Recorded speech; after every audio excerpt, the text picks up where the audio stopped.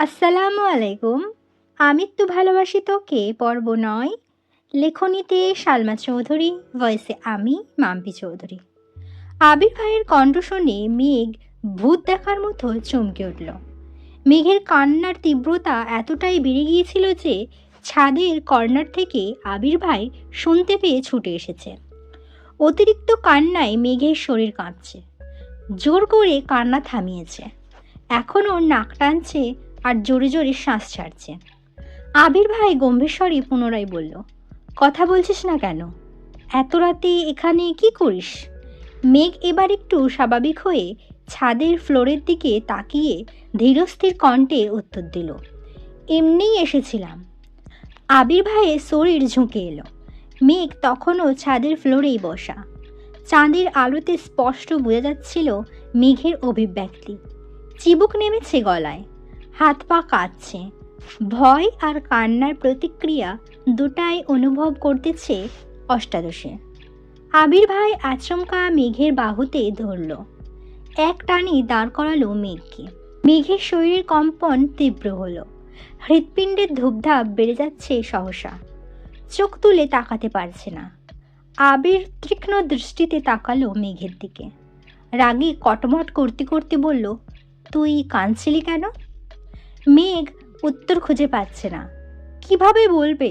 আবির ভাইয়ের সিগারেট খাওয়া আর অন্য মেয়েকে উদ্দেশ্য করে গান গাওয়াতে তার ভেতর থেকে এমনিতেই কান্না আসছে। মেঘ মাথা নিচু করে চুপ করে রইল। আবির ভাই দীর্ঘশ্বাস ফেললেন, কিছুটা স্বাভাবিক কণ্ঠে বললেন, তুই কি সবসময় রাত বিরাতে ছাদে আসিস? মেঘ তৎক্ষণাৎ বিদ্যুৎ বেগে কতক্ষণ মাথা নাড়ল, নাবোধক সম্মতি জানালো। তারপর আস্তে আস্তে বলল, এই জীবনে কোনোদিন সন্ধ্যার পর ছাদে উঠিনি আমি। আবির ভাই উদ্বিগ্ন কণ্ঠে শুধালো, তাহলে আজ আসলি কেন? মেঘ নিস্তব্ধ নীরব, কিছু বলার সাধ্য নেই বলে দীর্ঘশ্বাস ফেলল মেয়েটা। এত রাতে ছাদের আসার কোনো অজুহাতও খুঁজে পেল না অষ্টাদশী। আবির ভাই কয়েক পা এগিয়ে মেঘের অনেকটা ঘনিষ্ঠ হয়ে দাঁড়ালো। আবির ভাইকে এত কাছাকাছি দেখে নিঃশ্বাস বন্ধ হওয়ার হাল হলো মেঘের। আবির ভাইয়ের গায়ের গন্ধে মাতাল হওয়ার অবস্থা। ভয়ঙ্কর পরিস্থিতি থেকে নিজেকে বাঁচাতে দুকদম পিছিয়ে গেল মেঘ, কিন্তু পেছনে আর জায়গা নেই। দরজার পাশের দেয়ালে পিঠ ঠেকল মেঘের। থরথর করে কাঁপছে অষ্টাদশীর ছোট্ট দেহটা। পায়ের পাতা শিরশির করছে, সরে যেতে চাইল সামনে থেকে। আচমকা আবির ভাই দু হাতে পিলারের দুপাশ চেপে ধরল। কিছুটা ঝুঁকে মুখোমুখি হলো মেঘের। আবির ভাইয়ের উষ্ণ শ্বাস, তীব্র দৃষ্টি মেঘকে নাজেহাল করে দিচ্ছে। মানসিক টানাপোড়েনে পড়ে গেল অষ্টাদশী।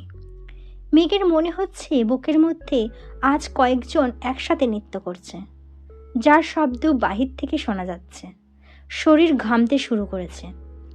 আবির ভাই হঠাৎই শীতল কণ্ঠে বললেন, এত বছর তো খুব পালায় বেড়াইছিস, এখন দেখব কতটা পালাতে পারিস তুই। আবির ভাইয়ের ঠান্ডা হুমকিতে কেঁপে উঠল অষ্টাদশী। এই কথা শোনা মাত্র মেঘের শরীরে হাই ভোল্টেজের ঝাঁকুনি দিল। মেঘের বক্ষস্পন্দন জোরালো হলো। আবির ভাই সরু নেত্রে তাকিয়ে আছে অষ্টাদশীর পানে। হয়তো মেঘের টালমাটাল অবস্থা বুঝতে পেরে সরে গেল সামনে থেকে। পুনরায় শক্ত কণ্ঠে বলল, রুমে যা। আবির সরে যাওয়াতে স্বস্তি পেল মেঘ। দীর্ঘশ্বাস ফেলছে বারবার। কয়েক মুহূর্ত পর সিঁড়ির দিকে নামতে গেল। অন্ধকার সিঁড়ি। পেছন ফিরে তাকিয়ে বুকে সাহস নিয়ে ডাকল, আবির ভাই। আবির ভাই উল্টো দিকে ফিরেছিল। ডাক শুনে ঘুরে তাকালো। মেঘ ভয়ে ভয়ে বলল, আমাকে একটু রুম পর্যন্ত দিয়ে আসবেন প্লিজ। আবির বিস্ময় কণ্ঠে বলল, কেন, হাঁটতে পারছিস না? মেঘ মাথা নিচু করে আস্তে ধীরে বলল, ভয় লাগছে। কেন? তানারা যদি আমায় ধরে ফেলে? আবির ভাই কয়েক সেকেন্ড থেমে সশব্দে হেসে উঠল। আবির ভাই মেঘের কথায় হাসছে ভাবতেই খুশি লাগছে মেঘের। আবির ভাইয়ের হাসির শব্দে মেঘ অবাক হয়ে তাকালো আবির ভাইয়ের দিকে। ততক্ষণে আবির ভাইয়ের হাসি গায়েব। এবার আবির ভাই ঠাট্টার স্বরে শুধালো, তা তুই ছাদে আসার সময় কি তানারা বেড়াতে গেছিল? আবির ভাইয়ের এমন কথায় আহাম্মকের মতো তাকিয়ে আছে মেঘ। আবির ভাই সহসা বলে উঠল, তুই যা, আমি পেছনে আছি। মেঘ আর কিছু বলার সাহস পেল না। অবশ্য বলবেই বা কি? দুটা সিঁড়ি নামতেই হঠাৎ কি ভেবে থমকে দাঁড়ালো মেঘ। আবির ভাই নিরুদ্বেগ কণ্ঠে শুধালো, আবার কি হলো? মেঘ দুবার জোরে জোরে শ্বাস ছাড়ল। মনি তীব্র সাহস নিয়ে পেছন ফিরে তাকালো। আবির ভাই ছাদের দরজার পাশে দাঁড়ানো। এমনিতেই 6 ফুট লম্বা, তার উপর মেঘ বেশ কয়েকটা সিঁড়ি নেমে গেছে। এখন আবির ভাইয়ের লম্বা শরীরটা চাঁদের আলোয় সুপারি গাছের মতো মনে হচ্ছে। মেঘ উদ্বিগ্ন কণ্ঠে প্রশ্ন করল, আবির ভাই, আপনি সিগারেট খান কেন? মেঘের কথায় আবির ভাই যেন ছোটোখাটো টাস্কি খেলেন। মুহূর্তেই গম্ভীর কণ্ঠে বলল, তার জবাবদিহি কি তোকে দিতে হবে? মেঘ এবার কোমল কণ্ঠে বলল, সিগারেট স্বাস্থ্যের পক্ষে ক্ষতিকর, আর আমি। একটু বলেই থেমে গেল। আবির ভাই এবার কণ্ঠ দ্বিগুণ ভারী করে বলল, আর তুই কি? মেঘ ভয়ে ভয়ে বলল, কিছু না। মেঘ আর থামল না, সিঁড়ি দিয়ে নামতে ব্যস্ত হলো। মেঘ করিডরে হাঁটছে, আবির ভাই পেছনে। মোবাইলে ফ্ল্যাশ চালিয়ে সিঁড়ি নিচ পর্যন্ত নামলো। মেঘ আর পেছন ফিরে আবির ভাইকে দেখার সাহস পাচ্ছে না। নিজের রুমে দরজা পর্যন্ত এসে রুমে ঢোকার সময় এক পলক তাকালো আবির ভাইয়ের দিকে। আবির নিচে তাকিয়ে মোবাইল চাপছে। মেঘ রুমে চলে গেল। আবির ভাইয়ের আরও একটি রাত কাটল নির্ঘুম নিস্তব্ধ। প্রত্যেক সপ্তাহে ছুটির দিনের আগের রাতে আবির ভাই সারা রাত জেগে থাকে। এটা তার বহু বছরের অভ্যাস। বিদেশে থাকাকালীনও তাই করত। দেশে এসে প্রতি বৃহস্পতিবার রাত নিজের মতো একাকী কাটায়। হয়তো নিজেকে নিয়ে ভাবে, নিজের স্বপ্ন, ইচ্ছে, ভালোবাসা, প্রিয়জন সব কিছু নিয়েই ভাবে। মেঘ নিজের রুমে শুয়ে ছাদের বিষয়গুলো ভাবছে। আবির ভাইয়ের এত কাছে আসা, আবির ভাইয়ের বলা সেই কথাগুলো বারবার মাথায় ঘুরছে। কখন ঘুমিয়েছে নিজেও জানে না। সকাল সকাল খাবার টেবিলে খাবার খাচ্ছে সবাই। শুক্রবার দিন ভালো মন্দ রান্না হয়। মেঘের মনটা আজ খুব ভালো।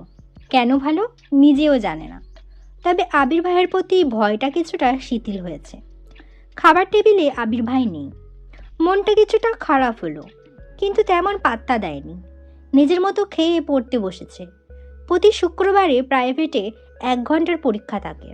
এক সপ্তাহে যা পড়ায় তার উপর পরীক্ষা থাকে। 3টে থেকে 4টা পর্যন্ত পরীক্ষা। অন্যদিকে তানভীর ব্যস্ত হয়ে পড়েছে রাজনীতি নিয়ে। সামনে এমপি নির্বাচন। তাদের প্রিয় নেতা মনোনয়ন কিনেছেন। সবাই মিটিং মিছিলে ব্যস্ত। জনসমর্থন যাচাই করে মনোনয়ন দেওয়া হবে। তানভীরদের এখন সব এলাকায় যেতে হচ্ছে। জনগণের সুবিধা অসুবিধা শুনছে, লিস্ট করছে। এমপি নির্বাচনের কয়েক মাস পরেই হবে সভাপতি নির্বাচন।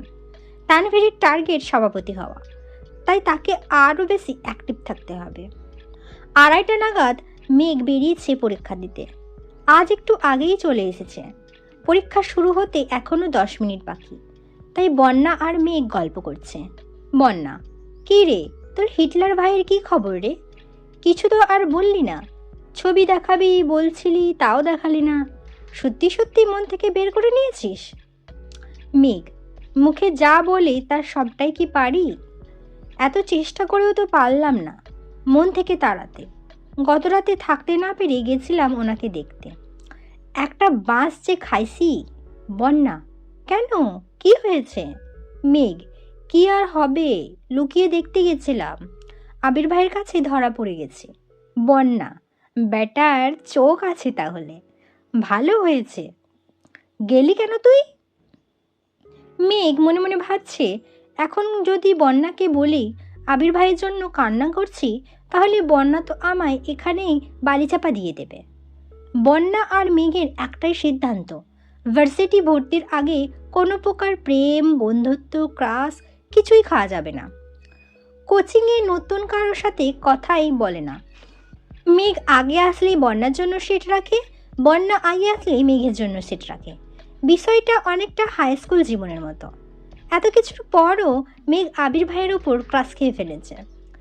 এর জন্য বন্যা অবশ্য প্রতিনিয়তই মেঘকে বোঝাচ্ছে, স্যার চলে আসছেন এতক্ষণে, পরীক্ষা শুরু হলো যথারীতি।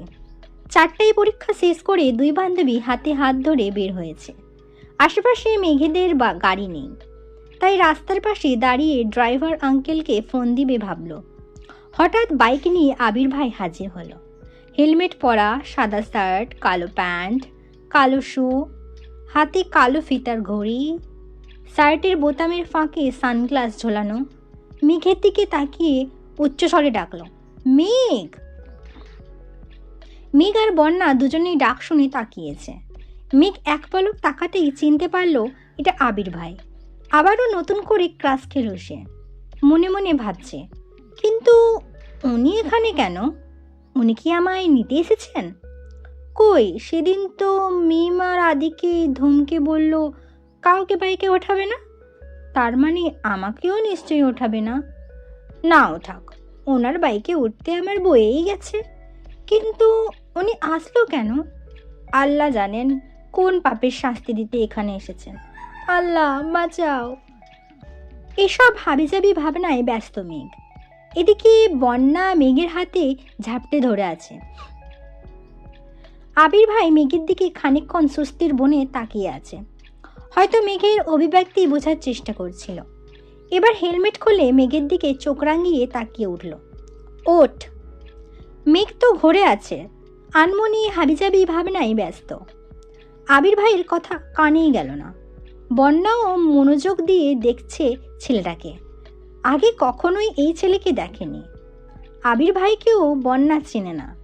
তানভীর ভাইকে বন্যা দেখেছে, কিন্তু এই ছেলে কে? মিককে বাইকে উঠতে বলছে। বন্যা মিককে আরো শক্ত করে ধরে আছে। আবির ভাই এবার ধমকে উঠল, আয় মেঘ, উঠতে বললাম তো। মিক এবার চমকে ওঠে, গোল গোল চোখে তাকায়, পরপর দুবার জোরে জোরে শ্বাস নিয়ে নিজেকে কিছুটা স্বাভাবিক করে।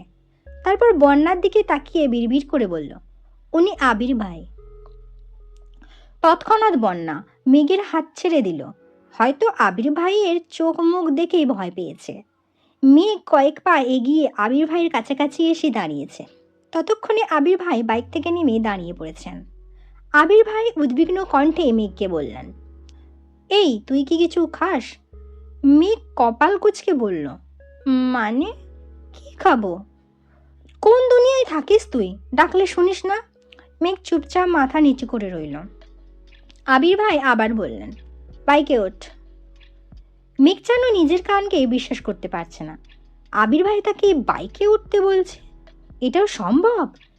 মেঘের হেলদোল নাই দেখে বাইক থেকে হেলমেট নিয়ে নিজেই পরিয়ে দিল মেঘকে। তারপর পুনরায় বাইকে বসলেন। আবার বললেন, তুই কি উঠবি? এত কিছু না ভেবে হাসি মুখে ওই পাশে গিয়ে বাইকে উঠে বসলো মেঘ। আবির ভাইয়ের গায়ের সাথে গা লাগতেই কেঁপে উঠল কিছুটা। মেঘ কাঁধে হাত রাখবে নাকি রাখবে না তা নিয়ে দুটানাই আছে। এমনিতেই জীবনে প্রথম বাইকে উঠেছে, তারপর আবার আবির ভাইয়ের বাইকে। আবির ভাই যেন বুঝে নিল মেঘের অস্থিরতা। শীতল কণ্ঠে বললেন, ধরে বস, না হয় পড়ে যাবি। কাপা কাপা হাতে কাঁধে হাত রাখল মেঘ। সঙ্গে সঙ্গে হৃৎস্পন্দনের মাত্রা বাড়ছে অষ্টাদশের। এদিকে বন্যা তাকিয়ে দেখছে তাদের আর ভাবছে, মেঘের বর্ণনায় কোনো ভুল ছিল না। আবির ভাই সত্যিই অসাধারণ। যে কোনো মেয়ে এক দেখাতেই ক্রাশ খাবে। মেঘের ক্রাশ খাওয়ার ভুল কিছু ছিল না। কয়েক সেকেন্ডের মধ্যে বাইক স্টার্ট দিল আবির ভাই। কিছুটা ভয়ে আবির ভাইয়ের কাঁধে জোরে চেপে ধরল মেঘ। কান দিয়ে শাঁসা করে বাতাস ঢুকছে। প্রথমবার বাইকে ওঠার অনুভূতি অসাধারণ। মেঘ নিভু নিভু চোখে চারপাশ দেখার চেষ্টা করছে। বেশ কিছুক্ষণ পর তারা পৌঁছে গেল বসুন্ধরা সিটি শপিং কমপ্লেক্সে। মেঘ আনন্দে আত্মহারা হয়ে যাচ্ছে। আবির ভাই ওকে শপিংয়ে নিয়ে আসছে, ভাবতেই পারছে না সে। এত খুশি রাখবে কোথায়? আবির ভাই মেঘকে নিয়ে একটা হিজাবের দোকানে গেল। রেগুলার পরার জন্য হিজাব চাইতেই দোকানদার জর্জেট হিজাবের বক্স বের করে দিল। মেঘের বুঝতে বাকি নেই, রবিবারে বলছিল হিজাব পরে যেতে, কিন্তু মেঘ ওড়না মাথায় দিয়ে যাচ্ছিল। কি করবে সে? মা আর বড় মা ছাড়া মেঘ তো একা শপিংয়ে যায়নি কখনো। বড় আম্মুরাও এখন শপিং করবেন না। তাই মেঘ ভেবেছিল কিছুদিন ওড়না মাথায় নিয়ে যাবে, তারপর ওনারা শপিংয়ে গেলে নিয়ে আসবে। মেঘ বক্স থেকে বেছে বেছে 3টা আলাদা করেছে, তারপর আবির ভাইকে জিজ্ঞেস করলো, এই 3টা নেব? আবির ভাই মেঘের প্রশ্নের উত্তর না দিয়ে দোকানদারকে জিজ্ঞেস করলেন, এগুলোর মধ্যে কয়টা কালার আছে আপনার কাছে? দোকানদার বললেন, ভাইয়া আপাতত 24টা আছে, আপনি চাইলে আরও দিতে পারবো, তবে কিছুদিন পরে নিতে হবে। আবির ভাই স্বাভাবিক কণ্ঠে বললেন, সবচেয়ে বড় সাইজের হিজাব 24টা কালারই দেন। আবির ভাইয়ের কথা শুনে মেঘ তড়িৎ বেগে তাকালো আবির ভাইয়ের দিকে। তৎক্ষণাৎ চোখ নামিয়ে শক্ত গলায় বলল, এতগুলো লাগবে না, 3টা হলেই হবে। আবির ভাই তীক্ষ্ণ দৃষ্টিতে তাকিয়ে মেঘের দিকে কটমট করে বলল, তোকে কিছু জিজ্ঞেস করছি আমি? ভয়ে সিঁটিয়ে পড়ল মেঘ, আর কিছু বলার সাহস পেল না, কিন্তু ভেতরে ভেতরে ফুঁসছে। যেখানে তার কোচিং সপ্তাহে 3 থেকে 4 দিন 2-3টা হিজাব হলেই হয়ে যায়, 24টা নেওয়ার কোনো মানেই হয় না। কিন্তু কিভাবে বুঝাবে হিটলারকে? আবির ভাই নিজে পছন্দ করে আরও কয়েকটা পার্টি হিজাবও নিল। মেঘ মাথা নিচু করে মনে মনে শুধু আবির ভাইকে বকেই গেল। আবির শপিং ব্যাগগুলো হাতে নিয়ে মেঘকে বলল, চল। মেঘ মুখের ওপর জিজ্ঞাসা করে ফেলেছে, কোথায়? আবির ভাই আবারও রাগান্বিত কণ্ঠে কটমট করে বলল, কোথায় যাব না যাব কি তোরে বলে যাইতে হবে? মেঘের নিজের মাথায় নিজে গাঁটটি দিতে মন যাচ্ছে। সবসময় আম্মু, বড় আম্মুকে আর বন্যাকে কথার পাল্টা ঝটপট প্রশ্ন করে অভ্যস্ত মেঘ, তাই আবির ভাইকেও তেমনি জিজ্ঞেস করে ফেলেছে। আবির ভাইয়ের পিছন পিছন একটা জুয়েলার্সের দোকানে ঢুকলো মেঘ। আবির ভাই এক নজরে জিজ্ঞেস করলেন, আজকে কি নেওয়া যাবে? লোকটা হাসি মুখে উত্তর দিল, জি ভাইয়া, 2 মিনিট বসুন, আমি বের করে দিচ্ছি। 2 মিনিটের মধ্যেই লোকটা পুনরায় প্রশ্ন করলেন, ভাইয়া প্যাকিং করে দেব? আবির ভাই তৎক্ষণাৎ বললেন, প্যাকিং লাগবে না, রেডি হলে আমায় দেন। লোকটা একজোড়া নূপুর এগিয়ে দিল আবির ভাইয়ের দিকে। মেঘও উৎসুক জনতার ন্যায় নূপুর দুটা দেখছে, অনেক মোটা আর খুব সুন্দর ডিজাইনের। হঠাৎ আবির ভাইয়ের কাণ্ডে মেঘ কারেন্ট খাওয়ার ন্যায় স্তব্ধ হয়ে গেছে। আবির ভাই এক হাঁটু ফ্লোরে, আরেকটা পা স্বাভাবিক রেখে নিচে বসেছে, যেভাবে প্রপোজ করে অনেকটা সেভাবে। সহসা মেঘের এক পা নিজের হাঁটুর উপর রেখে একটা নূপুর পরিয়ে দিলেন। এদিকে মেঘের নিঃশ্বাস বন্ধ হওয়ার অবস্থা। হৃৎপিণ্ড কম্পনের তীব্রতা বুঝতে পেরে মনে হচ্ছে এই যাত্রায় আর বাঁচবে না। আবির ভাইকে না করার শক্তিটুকুও পাচ্ছে না। খাম্বার মতো স্থির, যা হওয়ার তা তো শরীরের ভিতরে হচ্ছে। রক্ত সঞ্চালনের মাত্রা বাড়ছে, মনে হচ্ছে এই বুঝি প্রেসার উঠে যাচ্ছে মেঘের। 2 পায়ে নূপুর পরিয়ে আবির ভাই পুনরায় চেয়ারে বসে মেঘের দিকে তাকিয়ে জিজ্ঞেস করলো, দেখ কেমন লাগছে? মেঘ তখনও নিষ্পলক চোখে তাকিয়ে আছে আবির ভাইয়ের দিকে। আবির ভাই রাগে ফুঁসতে ফুঁসতে দাঁতে দাঁত চেপে বললেন, তোকে নূপুর দেখতে বলেছি, আমায় না। আবির ভাইয়ের কথায় দোকানদার জোরে হাসি শুরু করেছে। ততক্ষণে মেঘ স্বাভাবিক হলো, পরিস্থিতি বুঝতে পেরে তাড়াতাড়ি পায়ের দিকে তাকালো।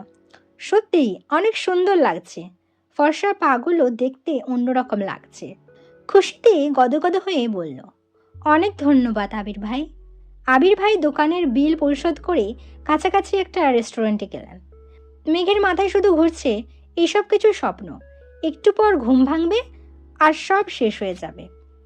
রেস্টুরেন্টে বসে আবির ভাই মেঘের দিকে মেনু কার্ড এগিয়ে দিলেন আর বললেন, তোর যা খেতে ইচ্ছে করে অর্ডার দিন। মেঘ নিজের পছন্দের মতো কাচ্চির সাথে বোরহানি বলল। ওয়েটারকে 2টা কাচ্চি দিতে বলল আবির, সাথে 2টো বোরহানি। মেঘ উত্তেজিত হয়ে জিজ্ঞেস করলো, আবির ভাই আপনার কি কাচ্চি পছন্দ? আবির ভাই এবার বিরক্ত হয়ে বলল, আমার পছন্দ অপছন্দ তোর জেনে কাজ নেই। মেঘের মুখটা চুপসে গেল। খাবার আশায় দুজন চুপচাপ খাবার খেলো। মেঘ অবশ্য কয়েকবার চোখ তুলে তুলে আবির ভাইকে দেখেছিল, কিন্তু আবির ভাই সেদিকে কোনো ভ্রুক্ষেপ নেই। সব কাজ শেষে আবির বাইকে উঠতে যাবে, তখন মেঘ আবির ভাইকে ডাকলো, আবির ভাই। না কিছু না। আবির ভাই এবার সত্যি সত্যি রাগ করলেন, কণ্ঠ 3 গুণ ভারী ভারী হলো। রাগান্বিত স্বরে বলে উঠলেন, তোকে হিজাব আর নূপুর দিয়েছি বলে খুশিতে বেশি লাফাইস না। মাথায় ওড়না দিয়ে বইয়ের মতো চলাফেরা যাতে না করতে পারিস সেজন্য হিজাব দিয়েছি। আর তুই সারাক্ষণ টুই টুই করে কোথায় ঘুরিস তা তোর নূপুরের শব্দেই বুঝতে পারবো। এতে তোকে শাস্তি দিতে সুবিধা হবে। মেঘ আহাম্মক বনে গেল। কি না কি ভাবছিল সে। আবির ভাই ভালোবেসে গিফট দিচ্ছে, আহা সে কি অনুভূতি। সেই অনুভূতিতে এক বালতি পানি ঢেলে দিল আবির ভাই। আবির ভাই কণ্ঠ খাদে নামিয়ে বললেন, ওঠ। মেঘ ভয়ে ভয়ে চুপচাপ পেছনে উঠল। এবার আর আবির ভাইকে ধরে বসবে না ঠিক করল। আবির ভাই ধমকে উঠলেন, এক কথা তোকে কতবার বলতে হয় মেঘ, ধরে বস, না হয় রাস্তায় ফেলে চলে যাব। মেঘের ছোট দেহ কম্পিত হয়। সহসা চেপে ধরে আবির ভাইয়ের কাঁধ। আবির ভাইয়ের অভিব্যক্তি বোঝা গেল না। বাসার সামনে পর্যন্ত আসলো, কিন্তু কেউ কোনো কথা বলল না। বাসার সামনে বাইক থামিয়ে বলল, বাসায় যা। মেঘ বাইক থেকে নেমে আবির ভাইয়ের দিকে তাকিয়ে জিজ্ঞেস করলো, আপনি যাবেন না? না। কোথায় যাবেন? আবির বিরক্ত নিয়ে বললেন, তুই কে যে তোকে আমার বলে যাইতে হবে কোথায় যাব না যাব? আরেকবার আমার মুখের ওপর প্রশ্ন করবি, সঙ্গে সঙ্গে থাপ্পড় দিব। মেঘের মুখটা চুপসে গেছে, চিবুক নামিয়েছে গলায়। পাতলা ওষ্ঠে বিড়বিড় করে বলল, হিটলার একটা। আবির ভাই তৎক্ষণাৎ জবাব, আমি হিটলার হলে তুই কি? আবির ভাই শুনে ফেলেছে। আঁতকে উঠল মেঘ। আবির ভাইয়ের দিকে তাকানোর সাহস হলো না। থাপ্পড়ের ভয়ে ছুটে পালালো বাড়ির ভিতর। আবির ভাই নিষ্পলক চোখে তাকিয়ে আছে অষ্টাদশীর পায়ের দিকে। নুপুরের ঝনঝন শব্দ কানে লাগছে। আকস্মাৎ আবির ভাইয়ের ঠোঁটের কোণে একটা চিলকে হাসির ঝলক দেখা গেল। এই ছিল আমি একটু ভালোবাসি তোকে পর্ব 9। আমার বলার ধরন যদি ভালো লাগে অবশ্যই আমাকে সাবস্ক্রাইব করবেন এবং উৎসাহিত দেবেন। ভালো থাকবেন, সুস্থ থাকবেন, নিজের খেয়াল রাখবেন। আল্লাহ হাফিজ। আসসালামু আলাইকুম। আমি একটু ভালোবাসি তোকে পর্ব 10। লেখনীতে সালমা চৌধুরী, ভয়েসে আমি মাম্পি চৌধুরী। মেঘ এক ছুটে বাড়ির ভেতরে ঢুকলো। সোফায় বসে গল্প করছিল মালিহা খান, হালিমা খান আর আকলিমা খান। মেঘকে ছুটতে দেখে দৃষ্টি পড়ল সেদিকে। আকলিমা খান ডেকে বললেন, মেঘ কি হয়েছে তোর, এভাবে ছুটছিস কেন? মেঘ সিঁড়ির নিচে এসে থামল। হাঁপাচ্ছে মেয়েটা, জোরে জোরে নিঃশ্বাস নিচ্ছে আর বারবার দরজার দিকে তাকাচ্ছে। আবির ভাই বলেছে কোথায় যাবে, তারপরও যদি কোনো কারণে বাসায় চলে আসে, এই আশঙ্কায় বারবার তাকাচ্ছে মেঘ। হালিমা খান সূক্ষ্ম নজরে মেঘের পায়ের দিকে তাকিয়ে জিজ্ঞেস করলেন, তুই নূপুর পেলি কোথায়? মেঘ এবার দরজার দিক থেকে দৃষ্টি সরিয়ে মা কাকিয়ার দিকে তাকালো। অকস্মাৎ বলে উঠল, আবির ভাই দিয়েছে। হালিমা খান, মালিহা খান আর আকলিমা খান তিনজন অবাক হয়ে চোখাচোখি করল কিছুক্ষণ। মালিহা খান পুনরায় জিজ্ঞেস করলেন, আবির তোকে নূপুর দিয়েছে মা? মেঘ এবার স্পষ্ট দৃষ্টিতে তাকালো। একটু রাগি রাগি ভাব নিয়ে বলল, আবির ভাই দিয়েছে বড় আম্মু। তোমার ছেলে না দিলে কি তোমার ছেলের কথা বলতাম আমি? হালিমা খান কয়েক মুহূর্ত নীরব থেকে আবার বললেন, তোর মনে আছে মেঘ, আবির বিদেশ যাওয়ার 6 মাস আগে তোর নূপুরগুলো তোর থেকে আমি নিয়ে নিয়েছিলাম? মেঘ কিছুক্ষণ ভাবলো, তারপর বলল, হ্যাঁ আম্মু, মনে পড়েছে। ওই নূপুরগুলো কোথায়?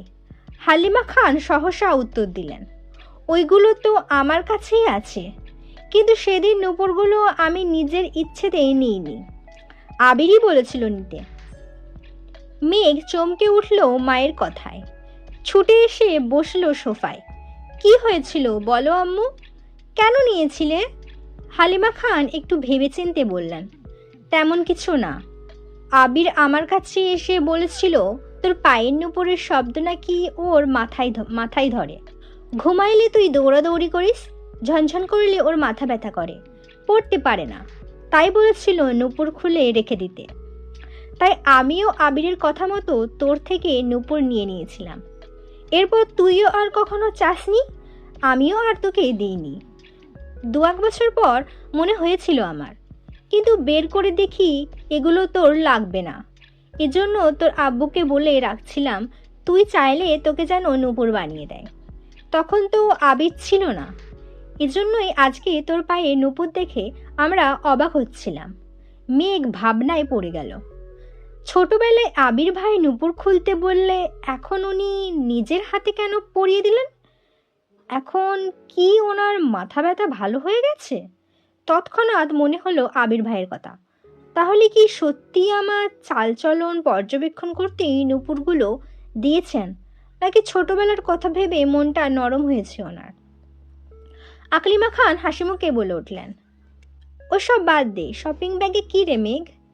মেয়ে কাকিয়ার কথায় স্বাভাবিক হয়ে বলল, হিজাব। কেউ আর কিছু বলল না, তারা তাদের আড্ডায় মনোযোগ দিল। মেঘও শপিং ব্যাগ নিয়ে সিঁড়িতে ওঠাই ব্যস্ত হলো। রাতে আর আবিরের সাথে মেঘের দেখা হয়নি। প্রতিদিনের মতো আজকেও সকাল 8টায় অফিসের জন্য রেডি হয়ে খেতে বসেছে আবির। মেঘ ইচ্ছে করেই আজ সেজেগুজে খেতে নামবে ভাবল। চুল ছাড়াই সেগুলো কোমর ছাড়িয়ে পড়েছে। মাথায় পিচ্চি বাচ্চার মতো একটা পুতুলের বেলও দিয়েছে। কালো জামা পরেছে, সাথে ম্যাচিং কালো ওড়না। ওষ্ঠদ্বয়ে হালকা গোলাপি রঞ্জকও লাগিয়েছে। সিঁড়ি দিয়ে নামছে। আবির এক পলক তাকাতেই স্তব্ধ হয়ে রইল। মেয়েটা এমনিতেই অনেক ফর্সা, তার মধ্যে কালো জামা পরাতে অসম্ভব সুন্দর লাগছে। সাথে চুলগুলো ছাড়া থাকাতে মায়াবন ও বিহারিনীর মতো লাগছে অষ্টাদশীকে। আবির চোখ সরাতে পারছে না। অবিবেচলিত আঁখিতে তাকিয়ে আছে অষ্টাদশীর পানে। হঠাৎ তানভীর ডেকে উঠল, ভাইয়া তুমি কি আজ ফ্রি আছো? মনোযোগ নষ্ট হলো আবিরের। মেঘের দিক থেকে চোখ নামালো। তানভীরের দিকে না তাকিয়েই বলল, কেন? আজকে আমাদের হবু এমপির জন্মদিন, উনি তোমার কথা বলছিলেন। তুমি দেশে আছো জেনে খুব করে বললেন তোমাকে যেতে। আবিরের স্বাভাবিক জবাব, কখন যেতে হবে? তানভীর, 6টায়। আবির, আচ্ছা ঠিক আছে। মেঘ এতক্ষণে টেবিলের কাছে চলে এসেছে। তিন কর্তাই যেন ঘাড় ফিরিয়ে তাকালো। সকলেই এক নজর পায়ের দিকে তাকালো, কিন্তু কেউ তেমন কথা বলল না। অবশ্য কথা বলবারও কিছু নেই। মেয়েদের সাজুগুজুতে বাবা চাচারা নাক গলায় না সচরাচর, বরং তারা চায় বাড়ির মেয়েরা সবসময় হাসি খুশি থাকুক। মেঘ চেয়ার টেনে বসলো আবির ভাইয়ের বিপরীতে। এক পলক তাকালো। আবির ভাইও আজ কালো শার্ট পরেছে। আবির ভাই সবসময় সাদা অথবা কালো শার্টই পরেন। হঠাৎ কফি কালার বা আসমানি বা হালকা কোনো কালার পরেন। শুধু পাঞ্জাবির ক্ষেত্রে ব্যতিক্রম দেখা যায়। ড্রেস মিলে যাওয়াতেই মেঘের মাথা নিচু করে মুচকি হাসল। ইকবাল খান তানভীরের দিকে তাকিয়ে জিজ্ঞেস করলেন, তোদের হবু এমপি আবিরকে কিভাবে চেনে? তানভীরের সহজ সরল উত্তর, আমি একটা প্ল্যান দিয়েছিলাম ওনাকে। প্ল্যান কার্যকর হওয়ায় খুশি হয়ে হবু এমপি বলেছিলেন, তোমার মাথায় এত প্ল্যান আছে কিভাবে? আমি তখন বলেছি, আমায় বেশিরভাগ প্ল্যান ভাইয়া দেন। আমি ভাইয়াকে প্রবলেম শেয়ার করি, তারপর ভাইয়া আমায় প্ল্যান দেয়। তখনই এমপি বলেছিলেন, তাহলে তোমার ভাইয়াকে নিয়ে আসো। তখন ভাইয়া বাহিরে ছিলেন। আজ ওনার জন্মদিন, তাই সকালবেলা উনি নিজে আমায় কল করে জিজ্ঞেস করলেন ভাইয়া আসছে কিনা। আমি হ্যাঁ বলাতে উনি নিজেই বারবার বললেন ভাইয়াকে নিয়ে যেতে। ইকবাল খানের সাথে মোজাম্মেল খান এবং আলী আহমেদ খানও যেন মনোযোগ দিয়ে তানভীরের কথাগুলো শুনছিল। মোজাম্মেল খান সবসময়ই চুপচাপ থাকেন, যা সিদ্ধান্ত সকল কিছু বড় ভাইয়ার। তানভীরের এসব কথা শুনে আলী আহমেদ খান রাগে ফুঁসছেন। রাগান্বিত স্বরে বললেন, আবির, আমি কিন্তু তোমায় আগেই সাবধান করেছি, রাজনীতিতে তুমি জড়াবে না। আবির নিরুদ্বেগ কণ্ঠে উত্তর দিল, আমি তো বলেছি রাজনীতি করব না।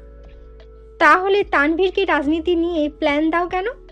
রাজনীতি নিয়ে মাথা ঘামাও কেন?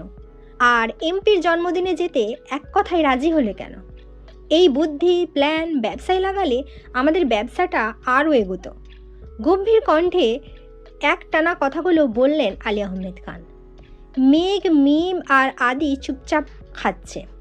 বাবা চাচার কথায় কোনো মনোযোগ নেই তাদের। মেঘ খাচ্ছে আর মিটিমিটি হাসছে। আবার একটু পরপর আবির ভাইয়ের দিকে পিটপিট করে তাকাচ্ছে। আলী আহমেদ খানের কথায় আবির খাবার প্লেট থেকে চোখ তুলে তাকালো, রাশভারী কণ্ঠে বলা শুরু করলো, তোমাদের কয়েক বছর যাবৎ একটাই সমস্যা, তানভীর কেন রাজনীতি করে।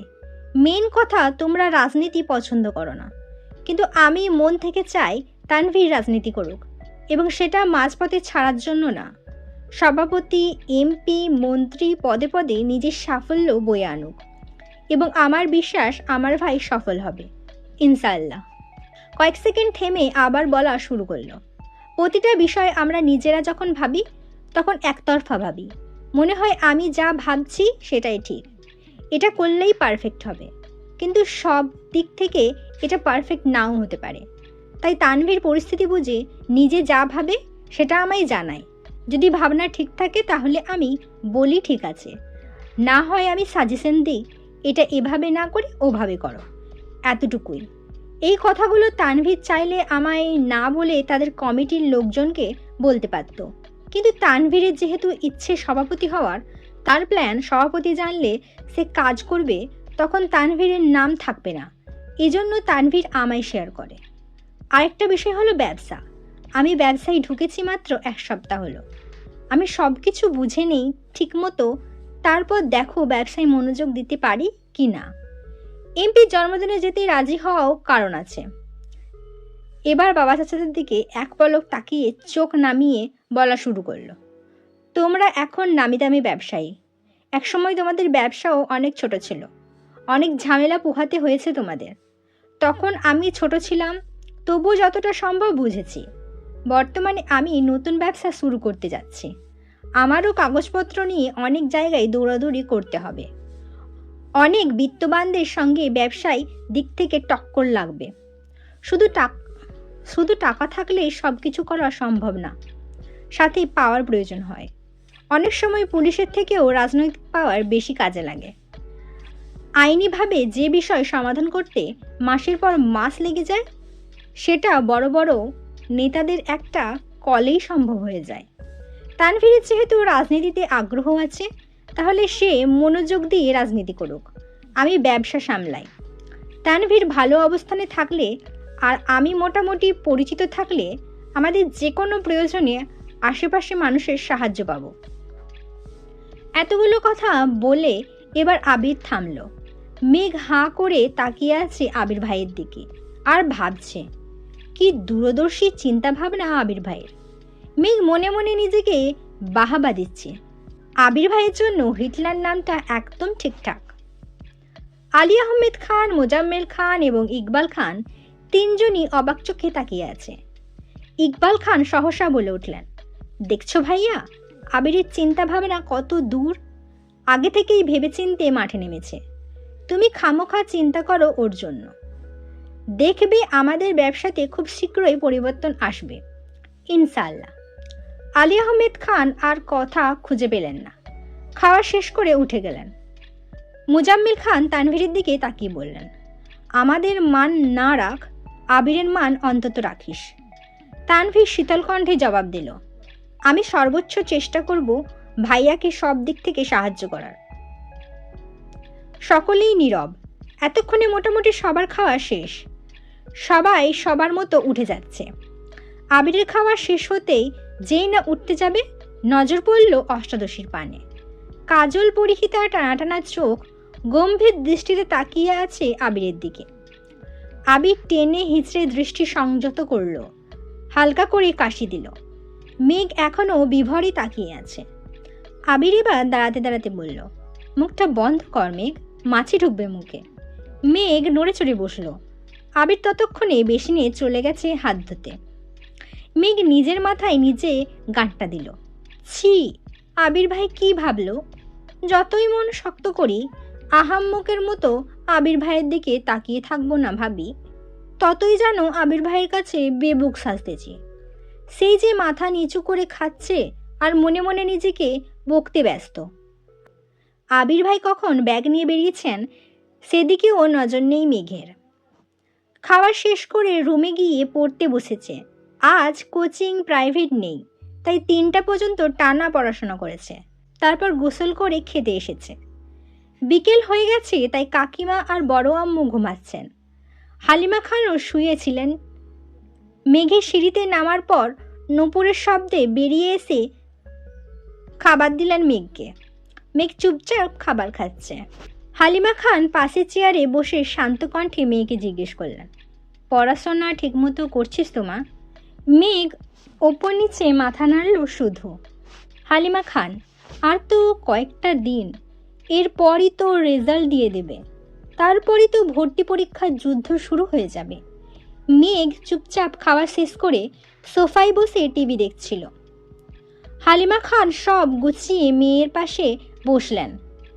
মেয়ে কিছুক্ষণ পর মায়ের উরুর উপর মাথা নেড়ে শুয়ে পড়ল।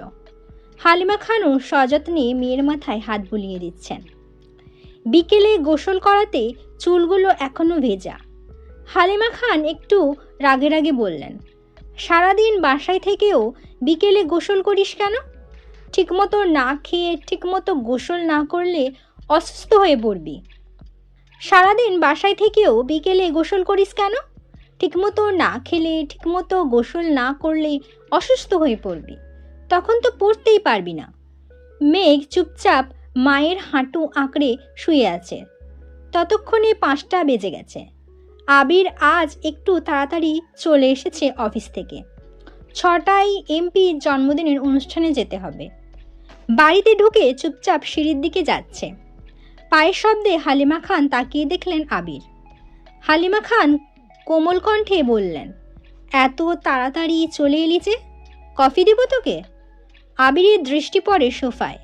হালিমা খানের উরুতে শোয়া মেঘকে দেখে বুকের ভেতর ছ্যাঁত করে ওঠে আবিরের। মায়ের কথা শুনে মেঘও ঘাড় ঘুরিয়ে তাকায়। চোখ পড়ে সিঁড়ির কাছে আবির ভাইয়ের দিকে। সঙ্গে সঙ্গে সোজা হয়ে উঠে বসল। আবির তৎক্ষণাৎ তড়িৎ গতিতে মেঘের কাছে আসে। ভয়াত্ম কণ্ঠে বলল, কি হয়েছে তোর? বলতে বলতে কপালে, গায়ে, গলায় হাত রাখলো একবার। আবির ভাইয়ের উষ্ণ হাতের ছোঁয়ায় কেঁপে উঠল অষ্টাদশী। আবির হাত সরিয়ে উত্তেজিত কণ্ঠে পুনরায় প্রশ্ন করল, শরীর খারাপ লাগছে? মাথা ব্যথা করছে? মেঘ যেন বিস্ময়কর দৃষ্টিতে তাকিয়ে আছে আবির ভাইয়ের অভিমুখে। আবির ভাইয়ের কপাল ঘামে চিকচিক করছে। হালিমা খান অভিযোগের স্বরে বললেন, আর দেখ না, সারাদিন বাসায় থেকেও অসময়ে গোসল করে। এত লম্বা চুল শুকাতে তো সময় লাগে নাকি? নিজের কোনো যত্ন নেয় না, কিছু না। আবির সহসা বলে উঠল, মামুনি একটু কফি করে দিবা প্লিজ? হালিমা খানের সরল উত্তর, তুই বস একটু, এখনই নিয়ে আসছি। হালিমা খান উঠে রান্নাঘরে গেলেন। আবির ঘুরে গিয়ে হালিমা খানের জায়গায় বসলেন। মেঘ নিচের দিকে চেয়ে ঠোঁট কামড়ে ধরে বসে আছে। শীর্ণ বক্ষ ধরফর করছে অষ্টাদশী। আবির ক্ষুদ্র চোখে তাকিয়ে আছে অষ্টাদশীর পানে। নিরুদ্যম কণ্ঠে শোধালো, কি হয়েছে তোর? মন খারাপ? মেঘের দুনিয়া ঘুরছে। মনের ভেতর টালমাটাল অবস্থা। হৃৎপিণ্ড ছুটছে দিক বিদিক। কিছু সেকেন্ড পর কোনো রকমে এপাশ ওপাশ মাথা নাড়ল। আবির একটু চুপ থেকে গম্ভীর কণ্ঠে বলল, কেউ বকেছে তোকে? সহসা মেঘের জবাব, কেউ বকেনি। আবির এবার দীর্ঘশ্বাস ফেলল। বেশ ঠান্ডা কণ্ঠে বলল, তাকা আমার দিকে। মেঘ এবার দ্বিতীয় দফায় ধাক্কা খেল। মেঘ নড়ে চড়ে উঠল। কাঁপা কাঁপা চোখে তাকালো আবির ভাইয়ের চোখের দিকে। আবির ভাইয়ের শীতল চাউনিতে অষ্টাদশের মনে ঝড় শুরু হয়েছে। সাগরের গভীরতার ন্যায় চোখের দিকে বেশিক্ষণ তাকিয়ে থাকা সম্ভব হলো না মেঘের। চটচলতি মাথা নিচু করে ফেলল। আবির তখনও তীক্ষ্ণ দৃষ্টিতে তাকিয়ে আছে অষ্টাদশীর দিকে। আবির কিছুটা ভেবে শক্ত কণ্ঠে বলল, মেঘ, আমি এই বাড়ির সিঙ্গেল একটা মানুষের মুখেও তোর নামে অভিযোগ শুনতে চাই না। মেঘের অভিব্যক্তি বোঝা গেল না। চিবুক গলায় নেমেছে। নিজের মনের উথাল পাতাল পরিস্থিতি সামলাতে ব্যস্ত অষ্টাদশী। আবির কপাল গোটায়। হঠাৎই পল্লব ফেলে দীর্ঘশ্বাস ছেড়ে শক্ত চাউনিতে মেঘের দিকে তাকায়। কাল থেকে বিকেলে কোচিংয়ে যাবে। ওনাদের 3টায় ব্যাচ আছে। প্রতিদিন 11টায় গোসল করবি। 1টার পর নামাজ পড়ে খেয়ে প্রাইভেটে যাবি। তারপর কোচিং শেষ করে বাসায় আসবি। আমি কোচিংয়ে কথা বলে নিব। এতক্ষণে হালিমা খান কফি নিয়ে হাজির হলেন। আবির স্বাভাবিক কণ্ঠে বলল, মামনি, মেঘ কাল থেকে 11টায় গোসল করবে আর বিকালে কোচিংয়ে যাবে। ওর গোসলের টাইম যদি 1 মিনিট এদিক সেদিক হয়, তুমি সঙ্গে সঙ্গে আমায় কল করবা। এতটুকু বলে কফির কাপ নিয়ে সিঁড়ি দিয়ে ধপধপ করে ওপরে চলে গেল। মেঘের হৃৎপিণ্ড দুভাগ হয়ে গেল আবির ভাইয়ের কথায়। এতদিন মনের ভেতর শুধু তুফান চালিয়েছে এই লোকটা, এখন মেঘের জীবনেও তুফান চালাচ্ছেন। বন্যা তো 10টার ব্যাচে যাবে, মেঘ একা একা বিকেলে পড়তে যাবে, ওখানে তো কাউরে চিনে না। ভাবতেই আহত হলো মনটা। ঠাই সোফায় হেলান দিয়ে বসে আছে মেঘ। হালিমা খান মেঘকে 1 কাপ কফি এনে দিলেন। মেঘ কিছুটা স্বাভাবিক হয়ে কফি খাওয়ার মনোযোগ দিল। কিছুক্ষণ পর মেঘ সিঁড়ি দিয়ে উঠছে রুমে যাওয়ার উদ্দেশ্যে। তখনই সিঁড়ি দিয়ে ব্যস্ত পায়ে নামছে আবির ভাই। এমপির জন্মদিনের অনুষ্ঠানে যাওয়ার জন্য রেডি হয়েছেন। খয়েরি রঙের শার্ট কোনই পর্যন্ত হাতা ভাঁজ করা, কালো প্যান্ট দিয়ে ইন করা, নতুন শো জুতা, চোখে নতুন একটা সানগ্লাস, চুলগুলো খুব সুন্দর করে স্টাইল করা।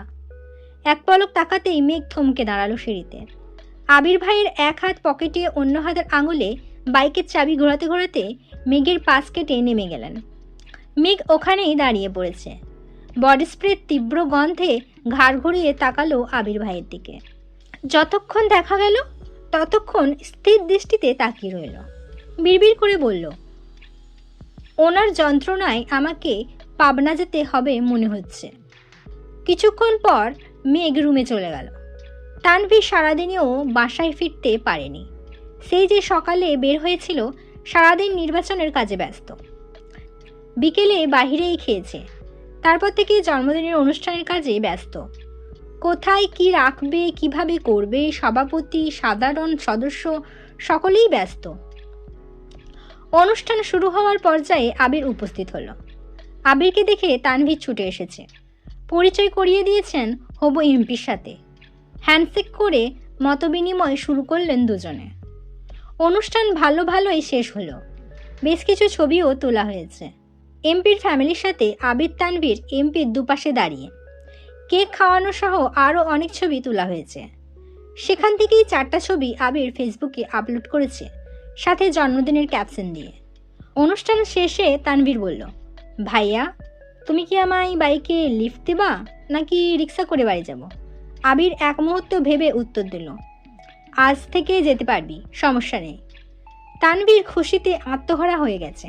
10 দিনের মাথায় ভাইয়ের বাইকে ওঠার অনুমতি পেল। বাইক চালাতে চালাতে আবির গম্ভীর কণ্ঠে তানভীরকে বলল, তোর কাছে মেঘের বান্ধবীর নাম্বার আছে? তানভীর স্বাভাবিকভাবেই বলল, হ্যাঁ আছে। কেন ভাইয়া?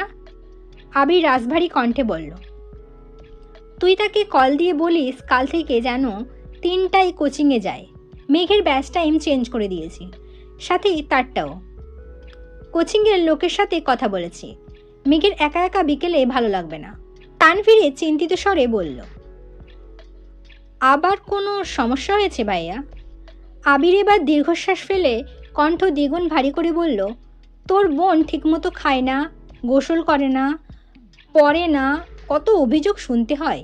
এজন্য টাইম পাল্টে দিয়েছি, সাথে ওকেও ওয়ার্নিং দিয়েছি। তানভীর আর কিছু বলল না। চুপচাপ 2 ভাই বাসায় ঢুকে যে যার মতো রুমে চলে গেল। রাত তখন 10:30টার বেশি বাজে। তানভীর ফোন থেকে বন্যা নামে সেভ করা একটা নাম্বারে কল দিল। 2 বার দেওয়ার পর রিসিভ হলো। বন্যা, আসসালামু আলাইকুম। তানভীর, ওয়ালাইকুম আসসালাম। বন্যা, কে বলছেন? তানভীর, আমি মেঘের ভাই। বন্যা একটু ভয়ে ভয়ে বলল, আবির ভাইয়া? তানভীরের কিছুটা রাগ হলো। আকস্মাত বলে উঠল, ভাইয়া তোমায় কল দিবে কেন? ভাইয়ার কি খেয়ে দিয়ে কাজ নেই যে তোমায় কল দিবে? ভাইয়া জীবনেও তোমায় কল দিবে না। শুধু তোমায় কেন, কোনো মেয়েকেই কল দেবে না। বন্যা আস্তে আস্তে শুধালো, তানভীর ভাইয়া? তানভীর, হ্যাঁ। বন্যা, কোনো দরকার ভাইয়া? তানভীর, শোনো, তুমি কাল থেকে 2টার ব্যাচে প্রাইভেট পড়বে আর 3টার ব্যাচে কোচিং করবে। মেঘও বিকালে কোচিং করবে, এটাই জানানোর জন্য কল দিয়েছি। ভুল করে আবার সকালে চলে যেও না। আল্লাহ হাফিজ। এতটুকু বলেই কল কেটে দিল তানভীর। বন্যা খাটের ওপর টাস্কি খেয়ে বসে পড়ল। কিছু ভাবতে পারছে না। কিছুক্ষণ স্থির থেকে তাড়াতাড়ি কল করলো মেঘকে। একবার বাজতেই কল রিসিভ করলো মেঘ। বন্যা, এই পাগল, তোর কি হয়েছে রে? কাল থেকে এতবার কল দিচ্ছি, কোনো খবর নেই তোর? সেই যে আবির ভাইয়ের সাথে বাইকে গেলি, কি হলো তাও বললি না। কি অঘটন ঘটিয়েছিস তুই? মেঘ, আমি অঘটন ঘটাইনি, আবির ভাই অঘটন ঘটাইছে। উনি আমার মনের ভেতর ঢুকে আমার জীবনে 14টা বাজাই দিছে। আমার খাওয়া, গোসল, ঘুম সব কিছুর নাজেহাল অবস্থা করে ফেলছে। ওনাকে যতবার দেখছি ততবারই ভেঙে চুরে যাচ্ছি আমি। বারবার নতুন করে ক্রাশ খাই, কি করব বল? বন্যা এবার রেগে বলল, রাত বিরাতে নেশা করা ছেড়ে ঘুমাবাই। কি জন্য কল দিয়াছিল তা বলতেই পারল না। মেঘের এসব হাবিজাবি কথা শুনতে তার এখন একটুকুও ভালো লাগছে না। কোথায় সিরিয়াস মুডে কল দিল মেঘকে। মেঘ যেন ঘুরেই পড়ে আছে। মেঘও আর কল ব্যাক করলো না। মেঘ ফেসবুকে ঢুকলো। ঢুকতেই সামনে আসলো আবির ভাইয়ের 3 ঘন্টা আগে করা পোস্ট। ছবিগুলো খুব ভালো করে দেখছে মেঘ। টেনে টেনে বড় করে আবির ভাইকে মনোযোগ দিয়ে দেখছে। হঠাৎই একটা ছবি দেখে মেঘের দৃষ্টি স্থির হলো। আবির ভাইয়ের পাশে কড়া নীল রঙের একটা গ্রাউন্ড পরা মেয়ে।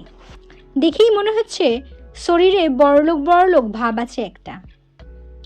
মেঘের পায়ে রক্ত চরচর করে মাথায় উঠেছে। ওই মেয়ে কে? আর আবির ভাইয়ের পাশে ওই মেয়ে কি করে? কমেন্ট চেক করতে গেল মেঘ।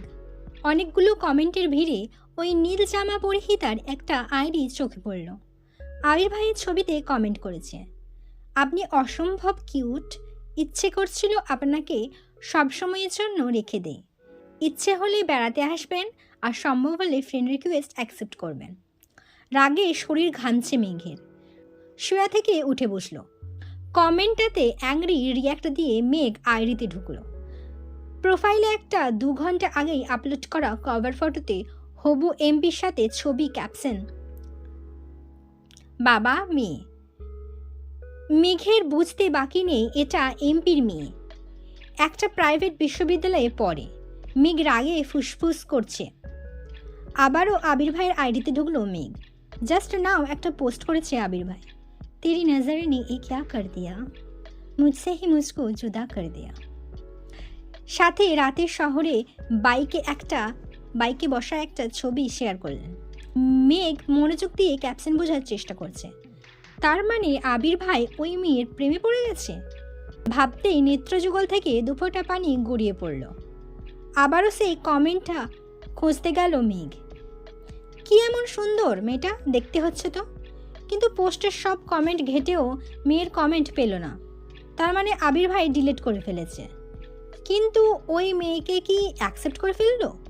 তারপর দীর্ঘশ্বাস ফেলে নিজেকে নিজে সান্ত্বনা দিতে লাগলো। আবির ভাই তো শুধুই আমার ক্রাশ তো ক্ষণিকের। উনিও তো কিছুদিন পর বিয়ে করবেন, তখন তো আমাকে মেনে নিতেই হবে। আমার তো সাহসে কুলাবে না আবির ভাইকে কিছু বলার। মায়ের খাওয়ার থেকে চুপ থাকি সেই ভালো। এদিকে আবির বাসায় ফিরে ফ্রেশ হয়ে শুয়ে আছে। একটা ছবি জুম করে শুধু চোখগুলোর দিকে তাকিয়ে আছে আর বিড়বিড় করে গাইছে, मैंने जब देखा था तुझको रात भी वो याद है मुझको, तारे गिनते गिनते सो गया, दिल मेरा देखा था कसके, कुछ कहा था तूने हंस के, मैं उसी पल तेरा हो गया। কিছুক্ষণ পর থেমে আবার বলল, तेरी नजरों ने कुछ ऐसा जादू किया, लुट गए हम तो पहले मुलाकात में। সো এই ছিল আমি একটু ভালোবাসি তোকে পর্ব 10। পরবর্তী পর্ব নিয়ে খুব তাড়াতাড়ি আসবো। প্লিজ আমাকে সাবস্ক্রাইব করবেন অ্যান্ড সুস্থ থাকবেন, ভালো থাকবেন, নিজে খেয়াল রাখবেন। আল্লাহ হাফেজ। আসসালামু আলাইকুম। আমি একটু ভালোবাসি তোকে পর্ব 11। লেখনীতে সালমা চৌধুরী, ভয়েসে আমি মাম্পি চৌধুরী। প্রতিদিনের মতো আজও খাবার টেবিলে একসাথে খেতে বসেছে সকলে, কিন্তু মেঘের মাথায় আজ অন্য প্ল্যান ঘুরছে। সবার খাওয়া মোটামুটি শেষ। মেঘ ইচ্ছে করে অল্প অল্প খাচ্ছে। এদিকে মোবাইলে কি যেন চেক করছিল আবির। মোবাইল চেক করে করেই খাচ্ছিল। আবির খাওয়া শেষ, তাই মোবাইল টেবিলের ওপর একপাশে রেখে হাত ধুতে উঠে পড়ে। 3 থেকে 4 কদম যেতেই মেঘ হাত বাড়িয়ে আবির ভাইয়ের মোবাইল হাতে নেয়। তাড়াহুড়োতে হয়তো পাওয়ার বাটনে চাপ দিতে ভুলে গেছে আবির ভাই। হোম পেজ ভেসে আছে। এখানে 2টা হাতের ছবি, একটা বড় হাতের ওপর একটা পিচ্চি হাত। মেঘ 1 সেকেন্ড তাকালো ছবিটার দিকে, কিন্তু এখন ছবি নিয়ে গবেষণা করার সময় না, তাই মেঘ তাড়াতাড়ি ফেসবুকে ঢুকলো। ফ্রেন্ড রিকোয়েস্ট অপশানে ঢুকতেই চোখে পড়ল কত ছেলে মেয়ের আইডি। সে খুঁজতে লাগলো গত রাতে নীল জামা পরিহিতাকে। একটু নিচে যেতেই পেয়ে গেল প্রত্যাশিত ব্যক্তির আইডি। 1 সেকেন্ড না ভেবে ব্লক করে দিল তাকে। তাড়াতাড়ি ফেসবুক থেকে বের হয়ে ফোন রেখে দিল আগের জায়গায়। এবার মেঘ দীর্ঘশ্বাস ফেলল। মনে খুব শান্তি লাগছে এখন। আবির ভাই টেবিলের কাছে এসে মোবাইল নিতে নিতে মেঘের দিকে তাকালো। নির্তেক কণ্ঠে বলল, যতক্ষণ সময় খাবার টেবিলে বসে থাকিস ততক্ষণ যদি তুই খাইতি তাহলে আজ কঙ্কালের মতো থাকতি না। মোবাইল আর ব্যাগ নিয়ে অফিসের জন্য বেরিয়ে গেলেন। এদিকে মেঘ মুচকি হেসে বিড়বিড় করে বলল, আমি তো আপনার জন্যই বসে থাকি। আমি খাবার খেয়ে রুমে যেতে যেতে আপনি বাইক নিয়ে চলে যান, দেখতেই পারি না, তাই তো বাধ্য হয়ে এখন টেবিলেই বসে থাকি।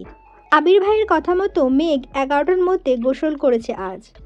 যথাসময়ে রেডি হয়ে রওনা দিল টিউশনের উদ্দেশ্যে। মনটা ভীষণ খারাপ। আজ থেকে একা একা টিউশন আর কোচিংয়ে পড়তে হবে, এটা ভেবেই মন ভাঙছে বারবার। টিউশনে ঢুকেই বন্যা ডাকলো, মেঘ এখানে আয়। মেঘ চোখ গোল গোল করে অবাক চোখে তাকালো। ছুটে গেল বন্যার কাছে। মেঘ, তুই এই সময়ে টিউশনে কেন? আগের ব্যাচে পড়িসনি? বন্যা, কিভাবে পড়বো? তোর বেস্ট ফ্রেন্ড হয়েছি, তোর ভোগান্তি তো আমাকে ভুগতেই হবে। মেঘ, মানে? বন্যা, গতকাল রাতে তানবীর ভাইয়া কল দিয়েছিল আমায়, বলল তোর সাথে আমারও টাইম পাল্টাই দিছে, আজ থেকে যেন বিকেলে আসি। মেঘ, তাহলে তুই জানাসনি কেন আমায়? আমি পুরো রাস্তা মন খারাপ করে এসেছি একা একা পড়তে হবে বলে। বন্যা, তোকে কিভাবে জানাবো? তুই তো আবির ভাইয়ের ঘুরে ডুবে আছিস। মেঘ কিছুটা লজ্জা পেল, তারপর সশব্দে হেসে বলল, জানিস বন্যা আমার হিজাবটা আবির ভাই কিনে দিছে। শুধু এটাই না, সর্বমোট 30টা হিজাব কিনে দিয়েছে। শুধু তাই না, দেখ আমার পায়ের নুপুরগুলো, এগুলোও আবির ভাই দিয়েছে, তাও আবার নিজের হাতে পরিয়ে দিয়েছেন। দেখ সুন্দর না? বন্যা কপাল ভাঁজ করে নুপুরগুলো দেখল, তারপর বলল, হ্যাঁ খুব সুন্দর হয়েছে, কিন্তু কাহিনী কি বলতো? ওই ব্যাটার হঠাৎ তোর প্রতি এত মায়া হচ্ছে, তোকে কিছু বলেছে কি? মেঘ, হ্যাঁ বলেছে, আমি কই যাই না যাই তা পর্যবেক্ষণ করতে নুপুর দিয়েছে। বন্যা হাঁ করে তাকায় আছে। ততক্ষণে স্যার পড়াতে চলে এসেছেন। টিউশন কোচিং শেষে মেঘ বাসার উদ্দেশ্যে চলে গেছে। সন্ধ্যার পর আবার জান্নাত আপু আসবে, পড়া রিভিশন দিতে হবে। জান্নাত আপু শুক্রবার শনিবার বাদ দিয়ে বাকি 5 দিন পড়ান। জান্নাত আপু খুব ভালো পড়ান। মেঘ ওনার ভক্ত হয়ে গেছে একেবারে। জান্নাত আপুও মেঘকে খুব আদর করে পড়ান। পড়াশোনার পাশাপাশি কিভাবে পড়লে ভালো হবে, রুটিন করা, সব কিছুতেই হেল্প করেন। এজন্য মেঘ ইদানিং পড়াশোনাতেও গুরুত্ব বেশি দিচ্ছে। এভাবে কেটে গেল 10 থেকে 12 দিন। আবিরের সাথে মেঘের প্রতিদিন সকালে খাবার টেবিলে দেখা হয়। মাঝে মাঝে মেঘ আগে আসে, মাঝে মাঝে আবির আগে চলে আসে, তারপরও দেখা তো হয়।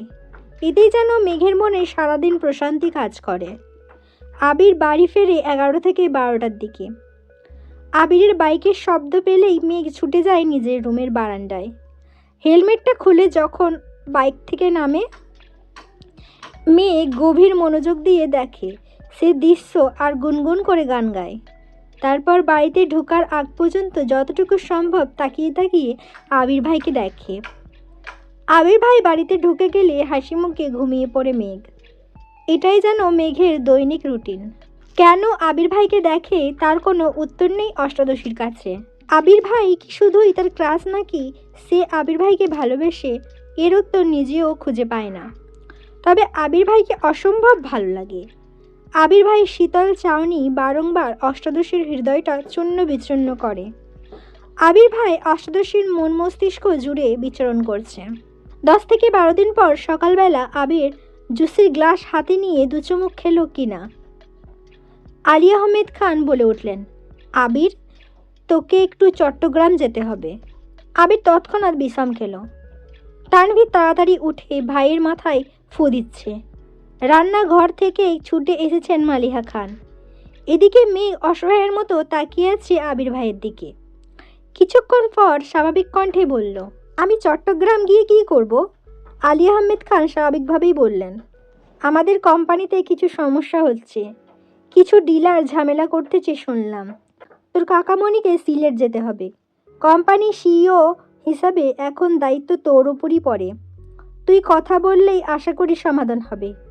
ডিলাররা অর্ডার ডেলিভারি করা পর্যন্ত তুই থাকবি ওইখানে। যদি সব ঠিকঠাক হয়ে যায় তখন চলে আসিস। আবির এক পলক মেঘের দিকে তাকালো, তারপর দৃষ্টি নামিয়ে প্রশ্ন করলো, কবে যেতে হবে? আলী আহমেদ খান সহসা বলে উঠলেন, আজ রাতে অথবা আগামীকাল সকালে চলে গেলে ভালো হবে। আবির চুপচাপ মাথা নিচু করে বসে আছে। আলী আহমেদ খান আর মোজাম্মেল খান উঠে গেলেন। তানভীর এবার ভাইকে বলল, ভাইয়া, তোমার কি একা যেতে খারাপ লাগবে? আমি কি যাব তোমার সাথে? আবির অগ্নিদৃষ্টিতে তাকালো তানভীরের দিকে।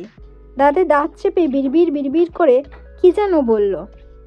কেউ কিছু বুঝলো না, কিন্তু তানভীর সশব্দে হেসে উঠল। আবির এবার রাগে ফুঁসতে ফুঁসতে বলল, তানভীর। তানভীর হাসতে হাসতে চেয়ার থেকে উঠে বেসিনের দিকে দৌড় দিল। আবির অগ্নিদৃষ্টিতে তাকিয়ে আছে তানভীরের দিকে। তারপর মাথা নিচু করে প্লেটের খাবারটা কোনো রকমে শেষ করে উঠে চলে গেল। এদিকে মেঘ, মিম আর আদি বসে আছে। আদি আর মিম প্ল্যান করেছে আবির ভাইয়াকে বলবে কক্সবাজার গেলে ওদের জন্য খেলনা, সাজুনি, শামুক নিয়ে আসতে। মেঘ নিশ্চুপ বসে খাচ্ছে। আবির ভাইকে দেখার জন্যই এখন সে প্রতিদিন ফজরের সময় ঘুম থেকে ওঠে। রাতে ঘুমানোর আগেও আবির ভাইকে দেখে ঘুমায়। আবির ভাই চট্টগ্রাম চলে গেলে ও থাকবে কিভাবে? মিম হঠাৎ ডেকে উঠল, আপু, ভাইয়াকে তুমি কি আনতে বলবা? মিমের ডাকে ধ্যান ভাঙল মেঘের। একটু হাসার চেষ্টা করলো, তারপর কোমল কণ্ঠে বলল, আমার কিছু লাগবে না। সারাদিন কেটে গেল। মেঘ নিজের মতো কোচিং টিউশন শেষ করে আসছে। মিম, আদি স্কুল থেকে ফিরেছে। আবির 8টায় বাসায় ফিরেছে। ততক্ষণে জান্নাত আপু পড়িয়ে চলে গেছেন। মেঘ বই খাতা নিয়ে নিজের রুমে চলে গেছে। রাত 10টার দিকে চট্টগ্রামের উদ্দেশ্যে বেরিয়ে যাবে আবির। রুমে গিয়ে সাবার শেষ করে একেবারে রেডি হয়ে রুম থেকে বের হলো আবির। মেঘের রুমে দরজার সামনে এসে থামল। দরজা ধাক্কা দিল আস্তে করে। মেঘ বিছানায় উপর হয়ে শুয়ে আছে। পাশে বই খাতা পড়ে আছে। ফ্যানের বাতাসে পৃষ্ঠাগুলো উড়ছে। জান্নাত আপু যাওয়ার পরই রুমে এসে শুয়েছিল। আবির আস্তে করে ডাকলো, মেঘ। কোনো সাড়া নেই, তাই রুমের ভেতরে ঢুকলো আবির। শান্ত পায়ে এগিয়ে গেল মেঘের কাছে। মেঘের মুখের এক পাশ বিছানায় লেপ্টে আছে। ফ্যানের বাতাসে চুলগুলো এলোমেলো হয়ে উঠছে। ছোট চুলগুলো বারবার মুখে ঝাপটে পড়ছে। লাইটের আলোয় অপর গালটা চিকচিক করছে। আবির বিছানার এক পাশে বসল। কিছুক্ষণ সূক্ষ্ম দৃষ্টিতে পরখ করলো অষ্টাদশীকে। তারপর গালে হাত রেখে মুখ থেকে ছোট চুলগুলোকে সরিয়ে দিল। 2 থেকে 1 বার মাথায় হাত বুলিয়ে দিয়ে চুপচাপ রুম থেকে বেরিয়ে ব্যাগ নিয়ে নিচে চলে আসলো। মিম আর আদি খুব করে বলল, ভাইয়া, কক্সবাজার যেও প্লিজ, চাটনি নিয়ে এসো, খেলনা, শামুক আরও অনেক কিছুর আবদার করলো ভাইয়ের কাছে। উত্তরে আবির শুধু বলল, সময় পেলে যাব। খেয়ে 10টা নাগাদ বেরিয়ে গেছে আবির। ইকবাল খান আগামীকাল সকাল 8টায় সিলেট যাবেন। আবিরের বাবার কোম্পানি ঢাকার বাইরে 3টে শাখা আছে, চট্টগ্রাম, সিলেট এবং রাজশাহী। ইকবাল খানকে বেশিরভাগ সময়ই বিভিন্ন জায়গাতে দৌড়াদৌড়ি করতে হয়। কখনো চট্টগ্রাম, কখনো রাজশাহী, কখনো সিলেট, বাকি সময় বাড়িতে থাকলে হেড অফিসে থাকেন। একই সাথে 2 শাখাতে যেতে হলে কখনো কখনো মোজাম্মেল খানকেও যেতে হয়। তবে আলী আহমেদ খান এখন আর ঢাকার বাইরে চান না। আবির আসাতে উনি চাইছেন আবির সব দায়িত্ব বুঝে নেক। রাত 11টায় মিম এসে ডাকছে, আপু ওঠো, খাবে না? মেঘ ঘুম ঘুম চোখে তাকায় মিমের দিকে। মিম আবার বলে, 11টা বাজে, তুমি কখন খাবে? আম্মু, বড় আম্মু সবাই বসে আছে তোমার জন্য, আমিও খাইনি, আসো। 11টা শুনেই মেঘের ঘুম উদা হয়ে গেছে। সহসা মনটা খারাপ হলো। চিন্তিত স্বরে বলল, আবির ভাই কি চলে গেছে? মিম হাসি মুখে বলছে, হ্যাঁ, ভাইয়া তো 10টার আগেই চলে গেছে। আমি আর আদি বলে দিচ্ছি আমাদের জন্য খেলনা, গিফট, চাটনি নিয়ে আসতে। তোমার জন্য আনতে বলেছি। ভাইয়া বলেছে সময় পেলে যাবে কক্সবাজার। মেঘের মনটা চূর্ণ বিচূর্ণ হয়ে গেছে। মনে মনে ভাবছে, কেন যে শুইতে গেলাম, না ঘুমালে তো আবির ভাইকে দেখতে পারতাম। আমি ঘুমিয়েছিলাম তাতে কি? আবির ভাই কি আমায় বলে যেতে পারতো না? মিম আবার ডাকলো, আপু আসো, খেতে যাই। মেঘ কঠিন স্বরে বলল, আমার খিদা নেই, খাবো না, তুই খেয়ে নে। ওদের বল খেয়ে নিতে, আমি ঘুমাবো, আর লাইটটা অফ করে দিয়ে যা। মিম মন খারাপ করে চুপচাপ লাইট অফ করে চলে গেল। এদিকে মেঘ ফুপিয়ে ফুপিয়ে কাঁদছে। কিছুক্ষণ পর নিজে নিজেই ভাবছে, আবির ভাই তো আমায় নিয়ে ভাবেই না, ভাবলে তো আমাকে ডেকে বলেই যেতেন। তাহলে আমি কেন ওনার জন্য কান্না করছি? আর কাঁদবো না আমি। কিছুক্ষণ পর থামলো। খুব খিদে পাচ্ছে, কিন্তু সে খাবে না। বড্ড অভিমান জমেছে বুকে। এভাবেই ঘুমিয়ে পড়ল আবার। ভোরবেলাও উঠল না মেঘ। 8টার উপরে বাজে, খাবার টেবিলেও আসেনি। বাধ্য হয়ে মোজাম্মেল খান নিজে গেলেন মেয়েকে ডাকবে।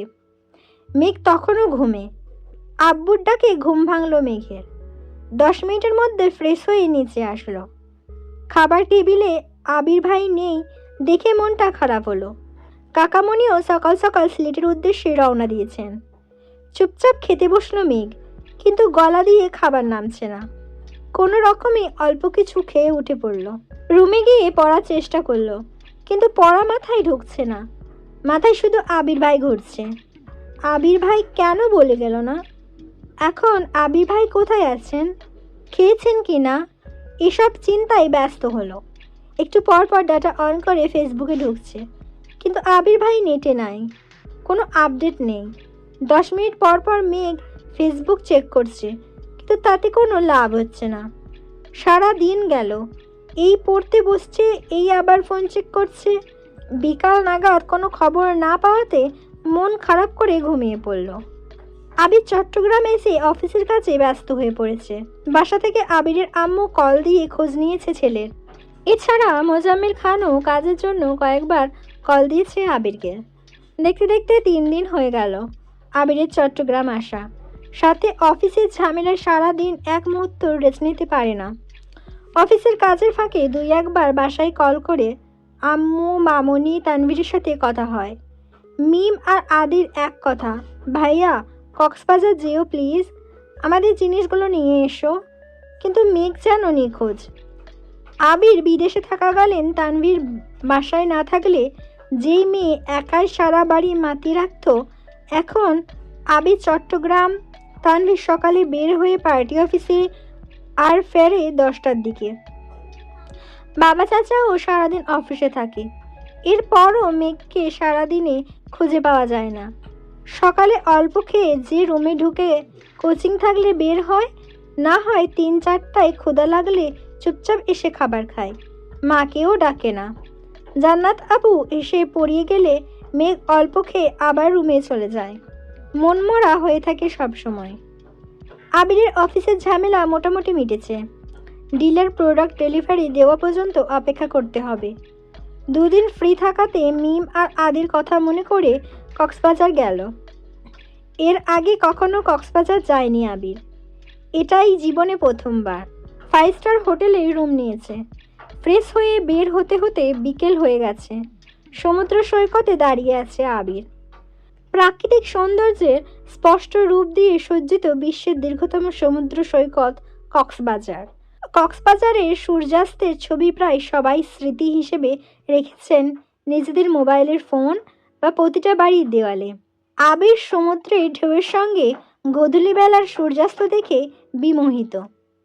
অসংখ্য প্রাপ্তি, ক্লান্তি, হতাশা বিকীর্ণ হয়ে আছে আবিরের মনে। সমুদ্রের পানিতে অস্তমিত সূর্যের অপরূপ দৃশ্য উপভোগ করেছে। কিছুক্ষণ পর আবিরের ফোনে কল আসে।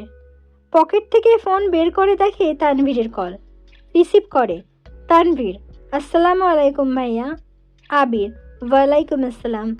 তানভীর: কোথায় আছো? আবির: কক্সবাজার আসছি আজ। কেন? তানভীর: একটু দরকার ছিল। আবির: বল। তানভীর: এমপির মেয়ে নাকি তোমায় রিকোয়েস্ট দিয়েছিল, তুমি নাকি তাকে ব্লক করে দিয়েছো। আজ এমপির বাসায় গেছিলাম, মেয়ে তো তোমার কথা জিজ্ঞেস করতেছে আমায়। আবির: তুই কি বলছিস? তানভীর: প্রথমে তো এমনিতেই বোঝানোর চেষ্টা করছি, কিন্তু মানতেছে না, তাই বাধ্য হয়ে বলেছি তুমি আরেকজনকে পছন্দ করো, তার সাথে তোমার বিয়ে ঠিক। আবির: আচ্ছা ঠিক আছে। তানভীর: কিন্তু একটা সমস্যা আছে ভাইয়া। আবির: আবার কি সমস্যা? তানভীর: এমপির মেয়ে যদি এমপিকে বলে আর উনি যদি আমায় জিজ্ঞেস করে তখন আমি কি বলবো? যদি মেয়ের কথা জিজ্ঞেস করে তখন কি বলবো?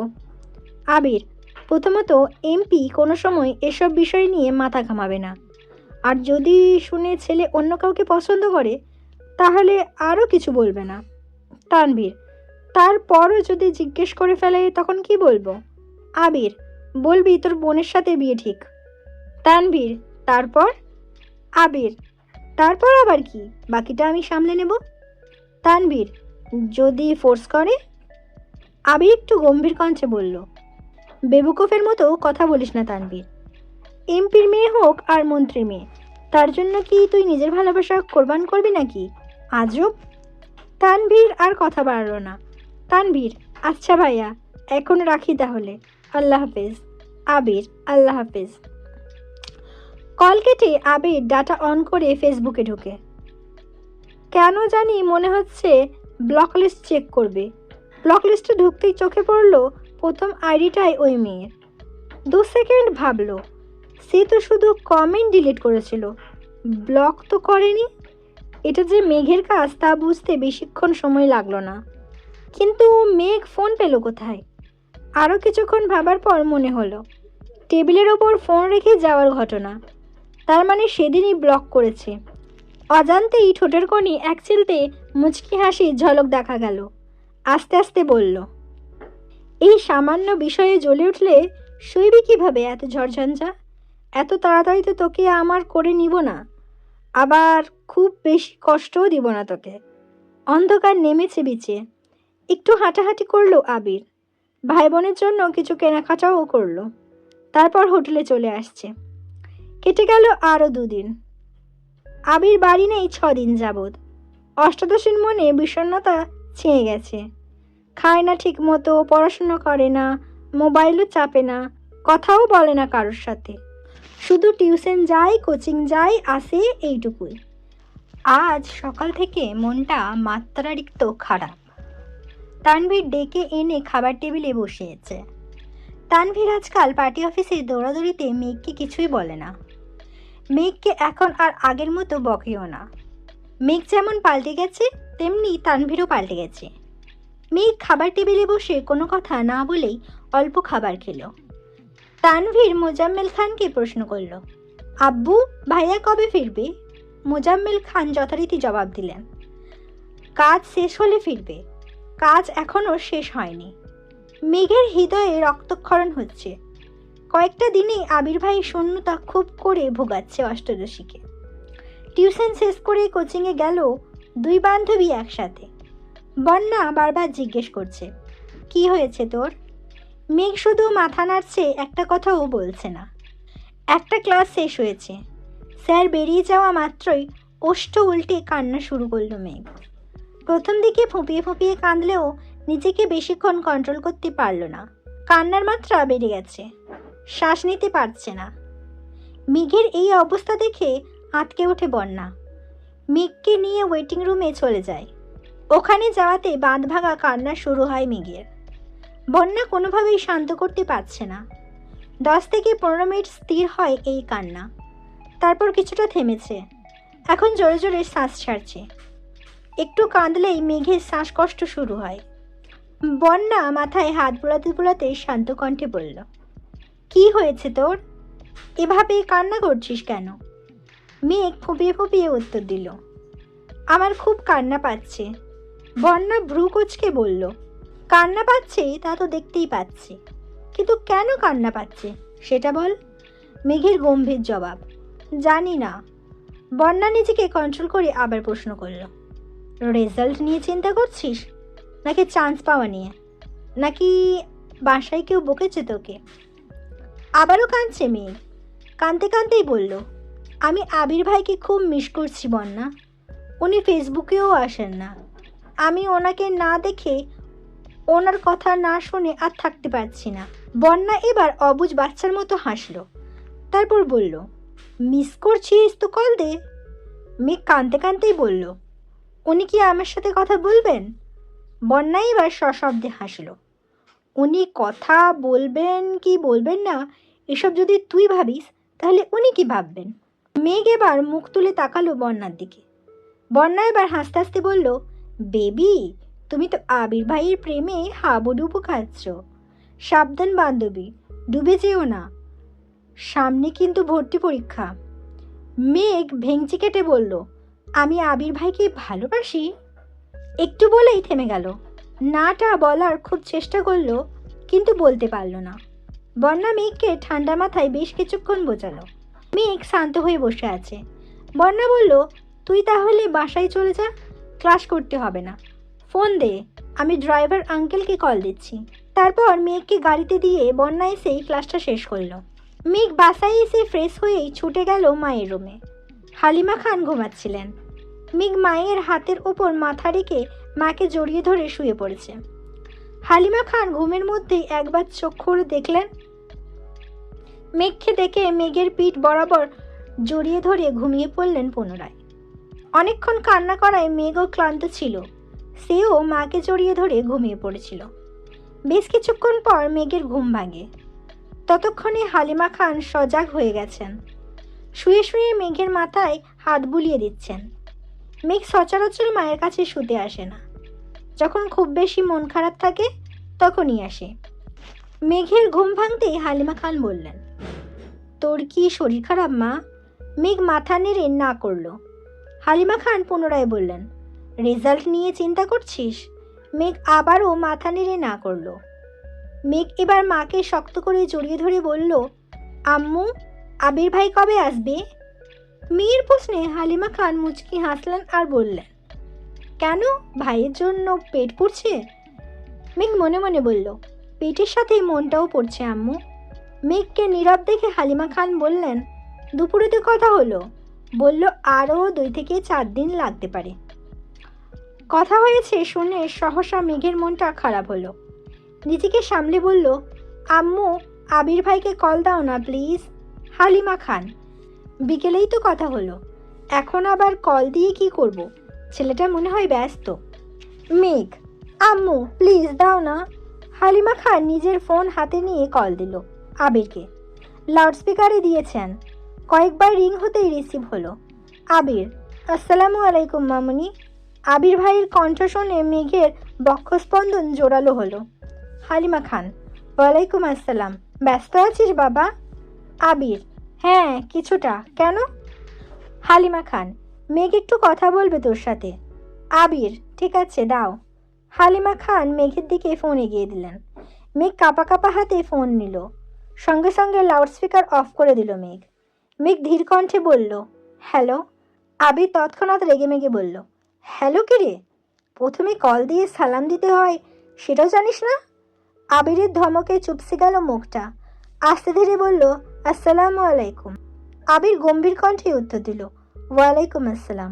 মেঘ এবার কাঁপা কাঁপা গলায় বলল, কেমন আছেন আবির ভাই? আবির কিছুটা স্বাভাবিক হয়ে বলল, আলহামদুলিল্লাহ ভালো। তুই কেমন আছিস? মেঘ দীর্ঘশ্বাস ফেলে উত্তর দিল, আলহামদুলিল্লাহ।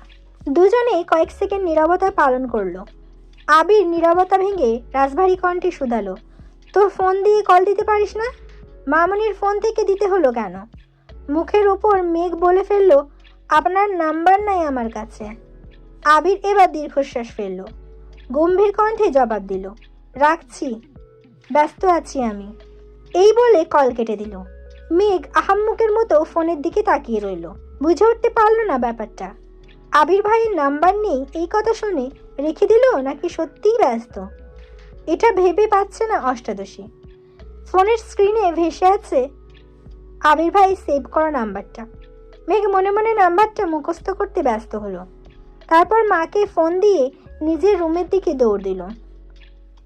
নিজের ফোনে আবির ভাইয়ের নাম্বারটা লিখে নামের অপশানে লিখলো আমার আবির, সাথে লাভ ইমোজি কিছুটা দূরে লিখলো ভাই। সেভ করলো নাম্বারটা। এই ছিল আমি তো ভালোবাসি তোকে পর্ব 10। পরবর্তী পর্ব নিয়ে খুব তাড়াতাড়ি আসবো। সুস্থ থাকবেন, ভালো থাকবেন, নিজের খেয়াল রাখবেন। আল্লাহ হাফিজ। আসসালামু আলাইকুম। আমি তো ভালোবাসি তোকে পর্ব 12। লেখনীতে সালমা চৌধুরী, ভয়েসে আমি মাম্পি চৌধুরী। আবির ভাইয়ের সাথে কথা বলেছে এই খুশিতে মেঘ সারা বাড়ি ছুটছে। কে বলবে এই মেয়েটাই এক সপ্তাহ রুম থেকে বের হয়নি, কারো সাথে কথা পর্যন্ত বলেনি। আজ সে মিম আর আদিকে নিয়ে দুষ্টামি খুনসুটিতে মগ্ন। মিম আর আদিও যেন আপুকে এভাবে পেয়ে বড্ড খুশি। হঠাৎ জান্নাত আপু বাড়িতে ঢুকলো। মেঘকে এত হাসি খুশি দেখে জান্নাত আপুও খুশি হলো। এই এক সপ্তাহে জান্নাত আপু যতদিন এসেছে প্রতিদিনই মেঘ মনমরা হয়ে বসে থাকে। পড়া ধরলে পারলে বলে, না পারলে চুপ থাকে। আপু বুঝালেও সাড়া নেই, বুঝছে কি না তাও বলে না। জান্নাত আপু কম করে হলেও 20 বার জিজ্ঞেস করে, মেঘ তোমার কি হয়েছে বলো। মেঘ কিছুই বলে না। এতে জান্নাত আবুও চিন্তিত ছিল। উনি নিজে থেকেই অনেক বুঝিয়েছেন রেজাল্ট নিয়ে যেন চিন্তা না করে, অ্যাডমিশন টেস্ট নিয়ে যেন না ভাবে। কিন্তু মেঘ এসবে কোনো সাড়া দেয়নি। তাই আজ মেঘকে খুশি দেখে জান্নাত আপুর মুখে সহসা হাসি ফুটে উঠেছে। জান্নাত আপু ডাকলে, মেঘ। সোফায় বসা মেঘ পেছন ফিরে তাকিয়ে জান্নাত আপুকে দেখে ছুটে আসে। মেঘ, আপু কেমন আছো? জান্নাত, আলহামদুলিল্লাহ ভালো। তুমি কেমন আছো? মেঘ, আলহামদুলিল্লাহ ভালো। আপু তুমি একটু বসো, আমি রুম থেকে বই খাতা নিয়ে আসছি। বলেই সিঁড়ি দিয়ে ছুটছে রুমের দিকে। জান্নাত হাস্যোজ্জ্বল মুখে তাকিয়ে আছে মেঘের দিকে। সত্যি বলতে ছটফটে স্বভাবের মেয়েরা হঠাৎ শান্ত হয়ে গেলে সবার নজরে পড়ে যায়। মেঘের ক্ষেত্রেও তেমনটাই হয়েছে। জান্নাত আপুর পড়ায় মেঘের সম্পূর্ণ মনোযোগ আছে আজ। পড়ানোর আগেই সব বুঝে ফেলছে। জান্নাত আপু পড়িয়ে যাওয়ার পর আরও 1-2 ঘন্টা মিম আর আদির সঙ্গে আড্ডা দিয়েছে মেঘ। নিজেও পড়ছে না, ওদেরকেও পড়তে দিচ্ছে না। এতে অবশ্য মা কাকিয়া কিছুই বলছে না। মেয়েটা যে হাসি খুশি আছে এতেই সবার ভালো লাগছে। মুজাম্মেল খান এবং আলী আহমেদ খান বাসায় ফিরেছেন কিছুক্ষণ আগে। ফ্রেশ হয়ে খেতে বসেছেন। মেঘও আজ সবার সাথে খেতে বসেছে। আবির ভাইয়ের চেয়ারের দিকে তাকিয়ে মুচকি হাসল। মনে মনে বলল, মিস ইউ আবির ভাই।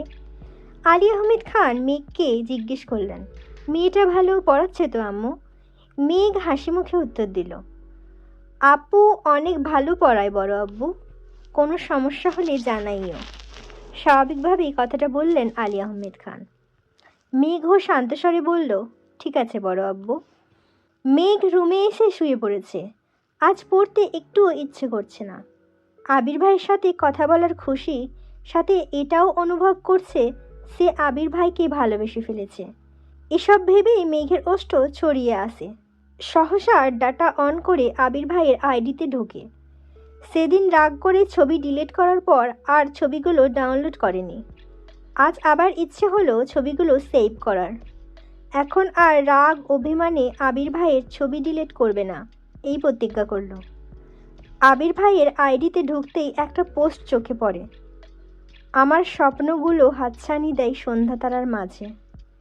সাথে কক্সবাজার সমুদ্র সৈকতে তোলা একটা ছবি। 2 ঘন্টা আগেই পোস্ট করেছেন। মেঘ সঙ্গে সঙ্গে ছবিতে কেয়ার রিয়েক্ট দিল, একটা লাভ ইমোজিও কমেন্ট করলো। আবির ভাইয়ের ছবি দেখে মেঘেরও কক্সবাজার যেতে খুব ইচ্ছে করছে, কিন্তু চাইলেই তো সব ইচ্ছে পূরণ হয় না। এক দৃষ্টিতে ছবিটা কিছুক্ষণ দেখলো, তারপর আস্তে আস্তে সব ছবি সেভ করতে লাগলো। গ্যালারিতে একটা একটা অ্যালবাম খুলল, নাম দিল পাউকি ট্রাম্পেল। এখানে আবির ভাইয়ের সব ছবি একসাথে রাখলো। আবির ভাইকে দেখতে দেখতে কখন ঘুমিয়েছে কে জানে। কেটে গেল আরও 2 থেকে 3 দিন। মেঘ নিজের রুটিন মতো খায়, গোসল করে, ঘুমায়, পড়াশোনা করে। মাঝখানে 5 থেকে 7 দিন একদমই পড়াশোনা করেনি। এই গ্যাপটাও এখন ফিল আপ করছে। ক্লান্ত লাগলে আবির ভাইয়ের ছবি দেখে। আজ কোচিং টিউশন কিছু নেই, তাই দুপুরে খেয়ে ঘুমিয়েছে মেঘ। বিকেলে ঘুম থেকে উঠে ফ্রেশ হয়ে নিচে আসে কফি খেতে। নিচে আসতেই চোখে পড়ে মিম আর আদি অনেক গিফট ছড়িয়ে দেখছে। মেঘকে দেখে আদি ছুটে যায় মেঘের কাছে। আদি, আপু দেখো, ভাইয়া কত গিফট নিয়ে আসছে আমাদের জন্য। অনেকগুলো শামুক এনেছে, সবার নাম লেখা। আসো আসো। এর মধ্যে মিম 2টা শামুক নিয়ে এসেছে।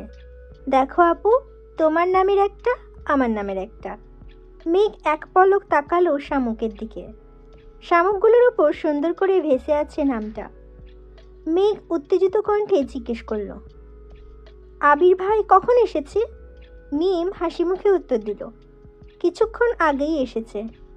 মেঘ আর কিছু না বলে সিঁড়ি দিয়ে ব্যস্ত পায়ে উঠতে লাগলো। মিম পিছন থেকে ডাকলো, আপু কোথায় যাচ্ছ? আরও গিফট আনছে ভাইয়া, আসো দেখে যাও। মেঘ গলা উঁচু করে বলল, একটু পরে আসছি। হুটুপুটি করে উঠে অন্তহীন ছুটে আবির ভাইয়ের রুমের দিকে। ঠিক দরজার সামনে এসে থামে। উত্তেজিত হাতের ধাক্কায় চাপানো দরজা সহসা খুলে গেল। আবির সাহস শেষ করে কোমরে টাওয়াল জড়িয়ে উন্মুক্ত শরীরে ওয়াশরুম থেকে বের হয়েছে মাত্র। সারা শরীরে বিন্দু বিন্দু পানিতে চিকচিক করছে। প্রশস্ত বুকের লোমগুলোতেও পানি জমে আছে। চুল থেকে টুপটুপ করে পানি পড়ছে। মেঘের দিকে নির্বাক চোখে তাকিয়ে আছে আবির। মেয়েটার এলোমেলো চুলগুলো উঠছে এদিক সেদিক। এই কয়েকদিনই অষ্টাদশীর মুখটা মলিন হয়ে গেছে। গায়ের রঙও কিছুটা চেপে গেছে। গভীর দৃষ্টিতে তা পরখ করতে ব্যস্ত আবির। এদিকে আবির ভাইয়ের আবেশিক নেশা ভরা চোখের চাউনিতে অষ্টাদশীর কোমল মনে অশান্ত অস্থির ঢেউ আঁচড়ে পড়ে। মনে হচ্ছে সিডর, আয়লা, জলোচ্ছ্বাস সব কিছু একসাথে হানা দিয়েছে। এতদিন পর প্রিয় মানুষটাকে দেখছে, তাও আবার এই অবস্থায়। আবির ভাইকে এই অবস্থায় দেখে মেঘের অন্তঃস্থলে শিহরণ জাগায়। মেঘের মনে আকস্মাৎ গান বেজে উঠল, দৃষ্টিতে যেন সে রাসপুতিন, খুন হয়ে যাই আমি প্রতিদিন। নাম ধাম জানি সাথে তার সব কিছু, তবুও নিলাম আমি তার পিছু। টেনে হেঁচে অনেক কষ্টে দৃষ্টি নামালো মেঘ। বক্ষ স্পন্দন জোরালো হলো। অষ্টাদশীর ভেতরটা ভরে এলো। এ যেন প্রশান্তির হাওয়া। আবির তখনও দুর্বদ্ধ দৃষ্টিতে তাকিয়ে আছে অষ্টাদশীর পানে। মেঘ গলা খাকারি দিয়ে দীর্ঘশ্বাস ফেলে মাথা নিচু করে কাঁপা কাঁপা কণ্ঠে বলল, সরি। আবিরের এবার হুঁশ ফিরে অবাক চোখে তাকিয়ে কপাল কুঁচকে বলল, সরি কেন? মেঘ কণ্ঠ খাদে নামিয়ে জবাব দিল, অসময়ে চলে আসছি তাই। এটুকু বলেই চলে যেতে নেয় মেঘ। আবির হঠাৎই গম্ভীর গলায় বলে উঠল, দাঁড়া, কি বলতে এসেছিলি বল? মেঘ তৎক্ষণাৎ শীতল কণ্ঠে বলল, ভুলে গেছি। আবির কয়েক সেকেন্ড থামল, ঠোঁটের কোণায় দুষ্টু হাসি। নির্দেক কণ্ঠে বলল, মনে করে বল, তারপর যাবি। আবির ভাইয়ের কথা শুনে মেঘের হাত পা কাঁপাকাঁপি শুরু হয়ে গেছে। আবির ভাই থাপ্পড় দিবে না তো? মেঘ নরম স্বরে আস্তে ধীরে আবারও বলল, সরি আবির ভাই, এভাবে আর রুমে ঢুকবো না, সরি। আবির কণ্ঠ দ্বিগুণ ভারী করে বিরক্তি নিয়ে বলল, এত ন্যাকামি করছিস কেন মেঘ? তুই কি চাচ্ছিস এখন আমি চিৎকার দিয়ে বাড়ির সব মানুষ জড়ো করে বলি, ও মা গো, ও বাবা গো, মেঘ আমার সর্বনাশ করে ফেলেছে, আমায় খালি গায়ে দেখে ফেলেছে, এখন আমার কি হবে? আবির ভাইয়ের মুখে এমন কথা শুনে মেঘ হাঁ করে তাকালো আবির ভাইয়ের দিকে। আবির ভাইয়ে খালি গা দেখে মনের ভেতর পুনরায় উথাল পাতাল শুরু হয়ে যাচ্ছে। মেঘের সমস্ত গায়ে স্রোতের মতো শীতল হাওয়া বয়ে যায়। তৎক্ষণাৎ মাথা নিচু করে ফেলল মেঘ। আবির শক্ত কণ্ঠে আবার বলল, আমি মেয়ে না যে আমায় এই অবস্থায় দেখে ফেলেছিস বলে মান সম্মান চলে যাবে। তুই কি বলতে আসছিলি সেটা বল। মেঘ এবার মাথা নিচু করে কাঁপা কাঁপা গলায় আস্তে আস্তে বলল, আপনাকে দেখতে আসছিলাম। আবির ভ্রু কুচকে তাকালো। তৎক্ষণাৎ বলে উঠল, দেখতে আসছিস দেখ, খোঁজ নেই আমার, এত ফর্মালিটি করছিস কেন? মেঘ নরম স্বরে বলল, দেখেছি, এখন আসি। ঘুরে এক পা ফেলতেই আবির ডাকল, তোর সাথে কথা আছে, বস এসে। মেঘ ঠাঁই দাঁড়িয়ে পড়ল সেখানে। মেঘের এবার রক্ত সঞ্চালন বন্ধ হওয়ার পরিস্থিতি হলো। মুখ তুলে তাকাতেও পারছে না। মনে মনে বলছে, আল্লাহ বাঁচাও। আবির আবার বলল, বসতে বললাম তো তোকে। মেঘ ধীরস্থির পায়ে এগিয়ে এসে বিছানার কোনায় বসেছে। চিবুক নামিয়েছে গলায়, দৃষ্টি তার ফ্লোরে। আবির একটা টি শার্ট গায়ে দিয়ে ঘুরে এসে মেঘের থেকে কিছুটা দূরে বসেছে। আবির কঠিন স্বরে বলল, কি হয়েছে তোর? মেঘ আবারও কাঁপা কাঁপা কণ্ঠে বলল, আবির ভাই, আপনি কিছু একটা পড়ুন প্লিজ। আবির মুচকি হেসে ভেজা শরীরেই হাতের গেঞ্জিটা পরে নিল আর বলল, এবার শান্তি হয়েছে, এখন বল কি হয়েছে তোর? মেঘ চিবুক নামিয়ে শীতল কণ্ঠে উত্তর দিল, কিছু হয়নি। রাগান্বিত স্বরে আবির বলল, মেঘ, ভাবছি তোকে মেডিকেলে বিক্রি করে দেব। মেঘের সংকীর্ণ মুখটা আরো বেশি ছোট হলো। নিভু নিভু চোখে তাকালো আবির ভাইয়ের দিকে। পাতলা অধর নেড়ে বলল, কেন, আমি কি করেছি? আবির অভিভূতির ন্যায় নিষ্পলক চেয়ে রইল মেঘের দিকে। প্রখর তপ্ত স্বরে বলল, এই যে তুই ঠিকমতো খাচ্ছিস না, দিনকে দিন কঙ্কাল হয়ে যাইতেছিস, তোকে এই বাড়িতে রাখার থেকেও মেডিকেলে রাখলে বেশি কাজে দেবে। কণ্ঠ ভিজে এলো মেঘের, নেত্রদ্বয় টলমল করছে।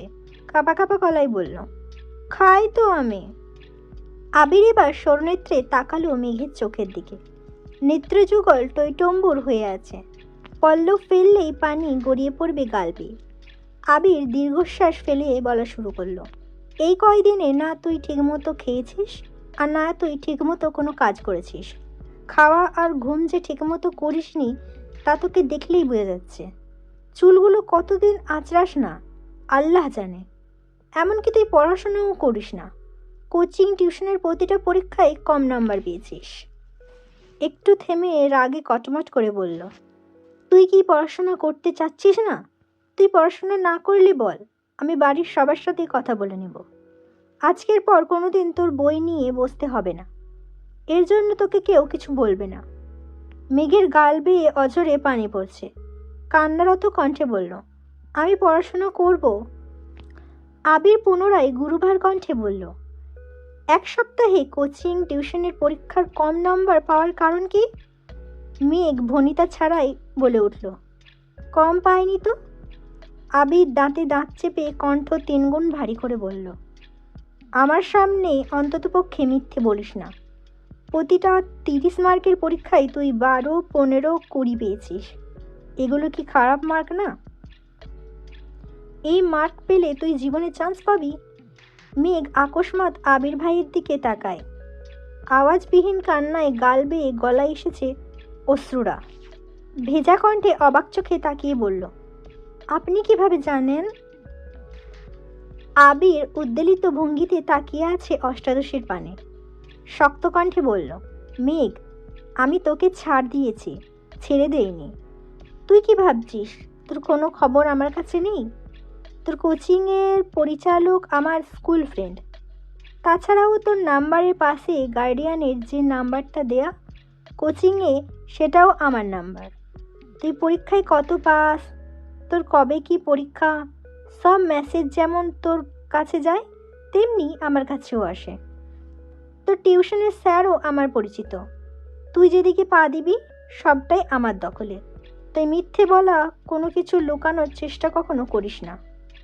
মেঘ আহাম্মকের মতো তাকিয়ে কথাগুলো শুনল। দুরু দুরু বুক কাঁপছে। উদ্গ্রীব চোখ দুটো লম্বা চওড়া মানুষটার মুখের দিকে। কান্না থেমে গেছে, গালে পানির দাগ স্পষ্ট। উদ্বেগহীন চাউনি আবির ভাইয়ের। কয়েক মুহূর্ত চোখাচোখি হলো দুজনের। শেষমেশ আবির ভাই দৃষ্টি ফেরালো। মেঘ আর কিছু বলার ভাষা খুঁজে পাচ্ছে না। চুপচাপ পা বাড়ায় দরজার দিকে। আবির সহসা ডাকে, দাঁড়া। মেঘের পা কাঁপছে। আবির হাতে একটা শপিং ব্যাগ নিয়ে এগিয়ে আসলো মেঘের কাছে। আবির ভাই কাছাকাছি আসতেই নাকে লাগলো চিরচেনা পরিচিত গতরের গন্ধ। মাত্র শাওয়ার নেওয়ায় সেই গন্ধটা যেন অন্যরকম সুন্দর লাগছিল। আবির শপিং ব্যাগ এগিয়ে দিল মেঘের দিকে আর বলল, এগুলো তোর। আর আজকের পর পরীক্ষা, পড়াশোনা, নিজের যত্নে একটুখানি ত্রুটি যদি আমি দেখি তাহলে আর মুখে কিছু বলবো না। যা এখন। আবির ভাইয়ের ঠান্ডা হুমকিতে কম্পিত হলো অষ্টাদশীর দেহ। আঙ্গুল শুদ্ধ কাঁপছে। কাঁপা হাতে শপিং ব্যাগ নিয়ে ছুটি পালারও রুম থেকে। নিচের রুমের দরজা ঠেলে ভেতরে ঢুকলো। শপিং ব্যাগটা বিছানার পাশে রেখে বিছানায় শুয়ে পড়ল মেঘ। শপিং ব্যাগটা খুলে দেখার ইচ্ছেও করছে না। ইচ্ছের থেকেও বড় বিষয় সেই শক্তিটাই পাচ্ছে না। বিছানায় শুয়ে চোখ বন্ধ করতেই চোখের সামনে ভেসে উঠল আবির ভাইয়ের সেই উন্মুক্ত দেহ। গায়ে চিকচিক করতে থাকা বিন্দু বিন্দু পানি, সেই ধারালো চাউনি। অষ্টাদশীর হৃদয়ে লাগছে বসন্তের হাওয়া। হৃৎপিণ্ডের কম্পনের মাত্রা এতটাই তীব্র যা সহ্য করতে না পেরে মেঘ ডান হাত দিয়ে চেপে ধরেছে, কিন্তু তাতেও যেন কম্পন থামছে না। সহসা চোখ মেলে তাকালো মেঘ।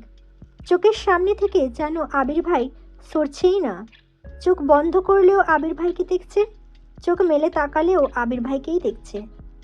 আর বারবার মাথায় আসছে আবির ভাইয়ের বলা কথাগুলো, মেঘ তোকে ছাড় দিয়েছি, ছেড়ে দেয়নি।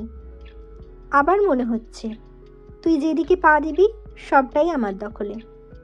এসব ভেবেই বারবার কেঁপে উঠছে অষ্টাদশী। সাথে এক অন্যরকম অনুভূতি কাজ করছে। প্রতিটা মেয়েই চায় তার প্রিয়জন তাকে আগলে রাখুক, চোখে চোখে রাখুক। তেমনি মেঘের কাছে আবির ভাইও প্রিয় মানুষ।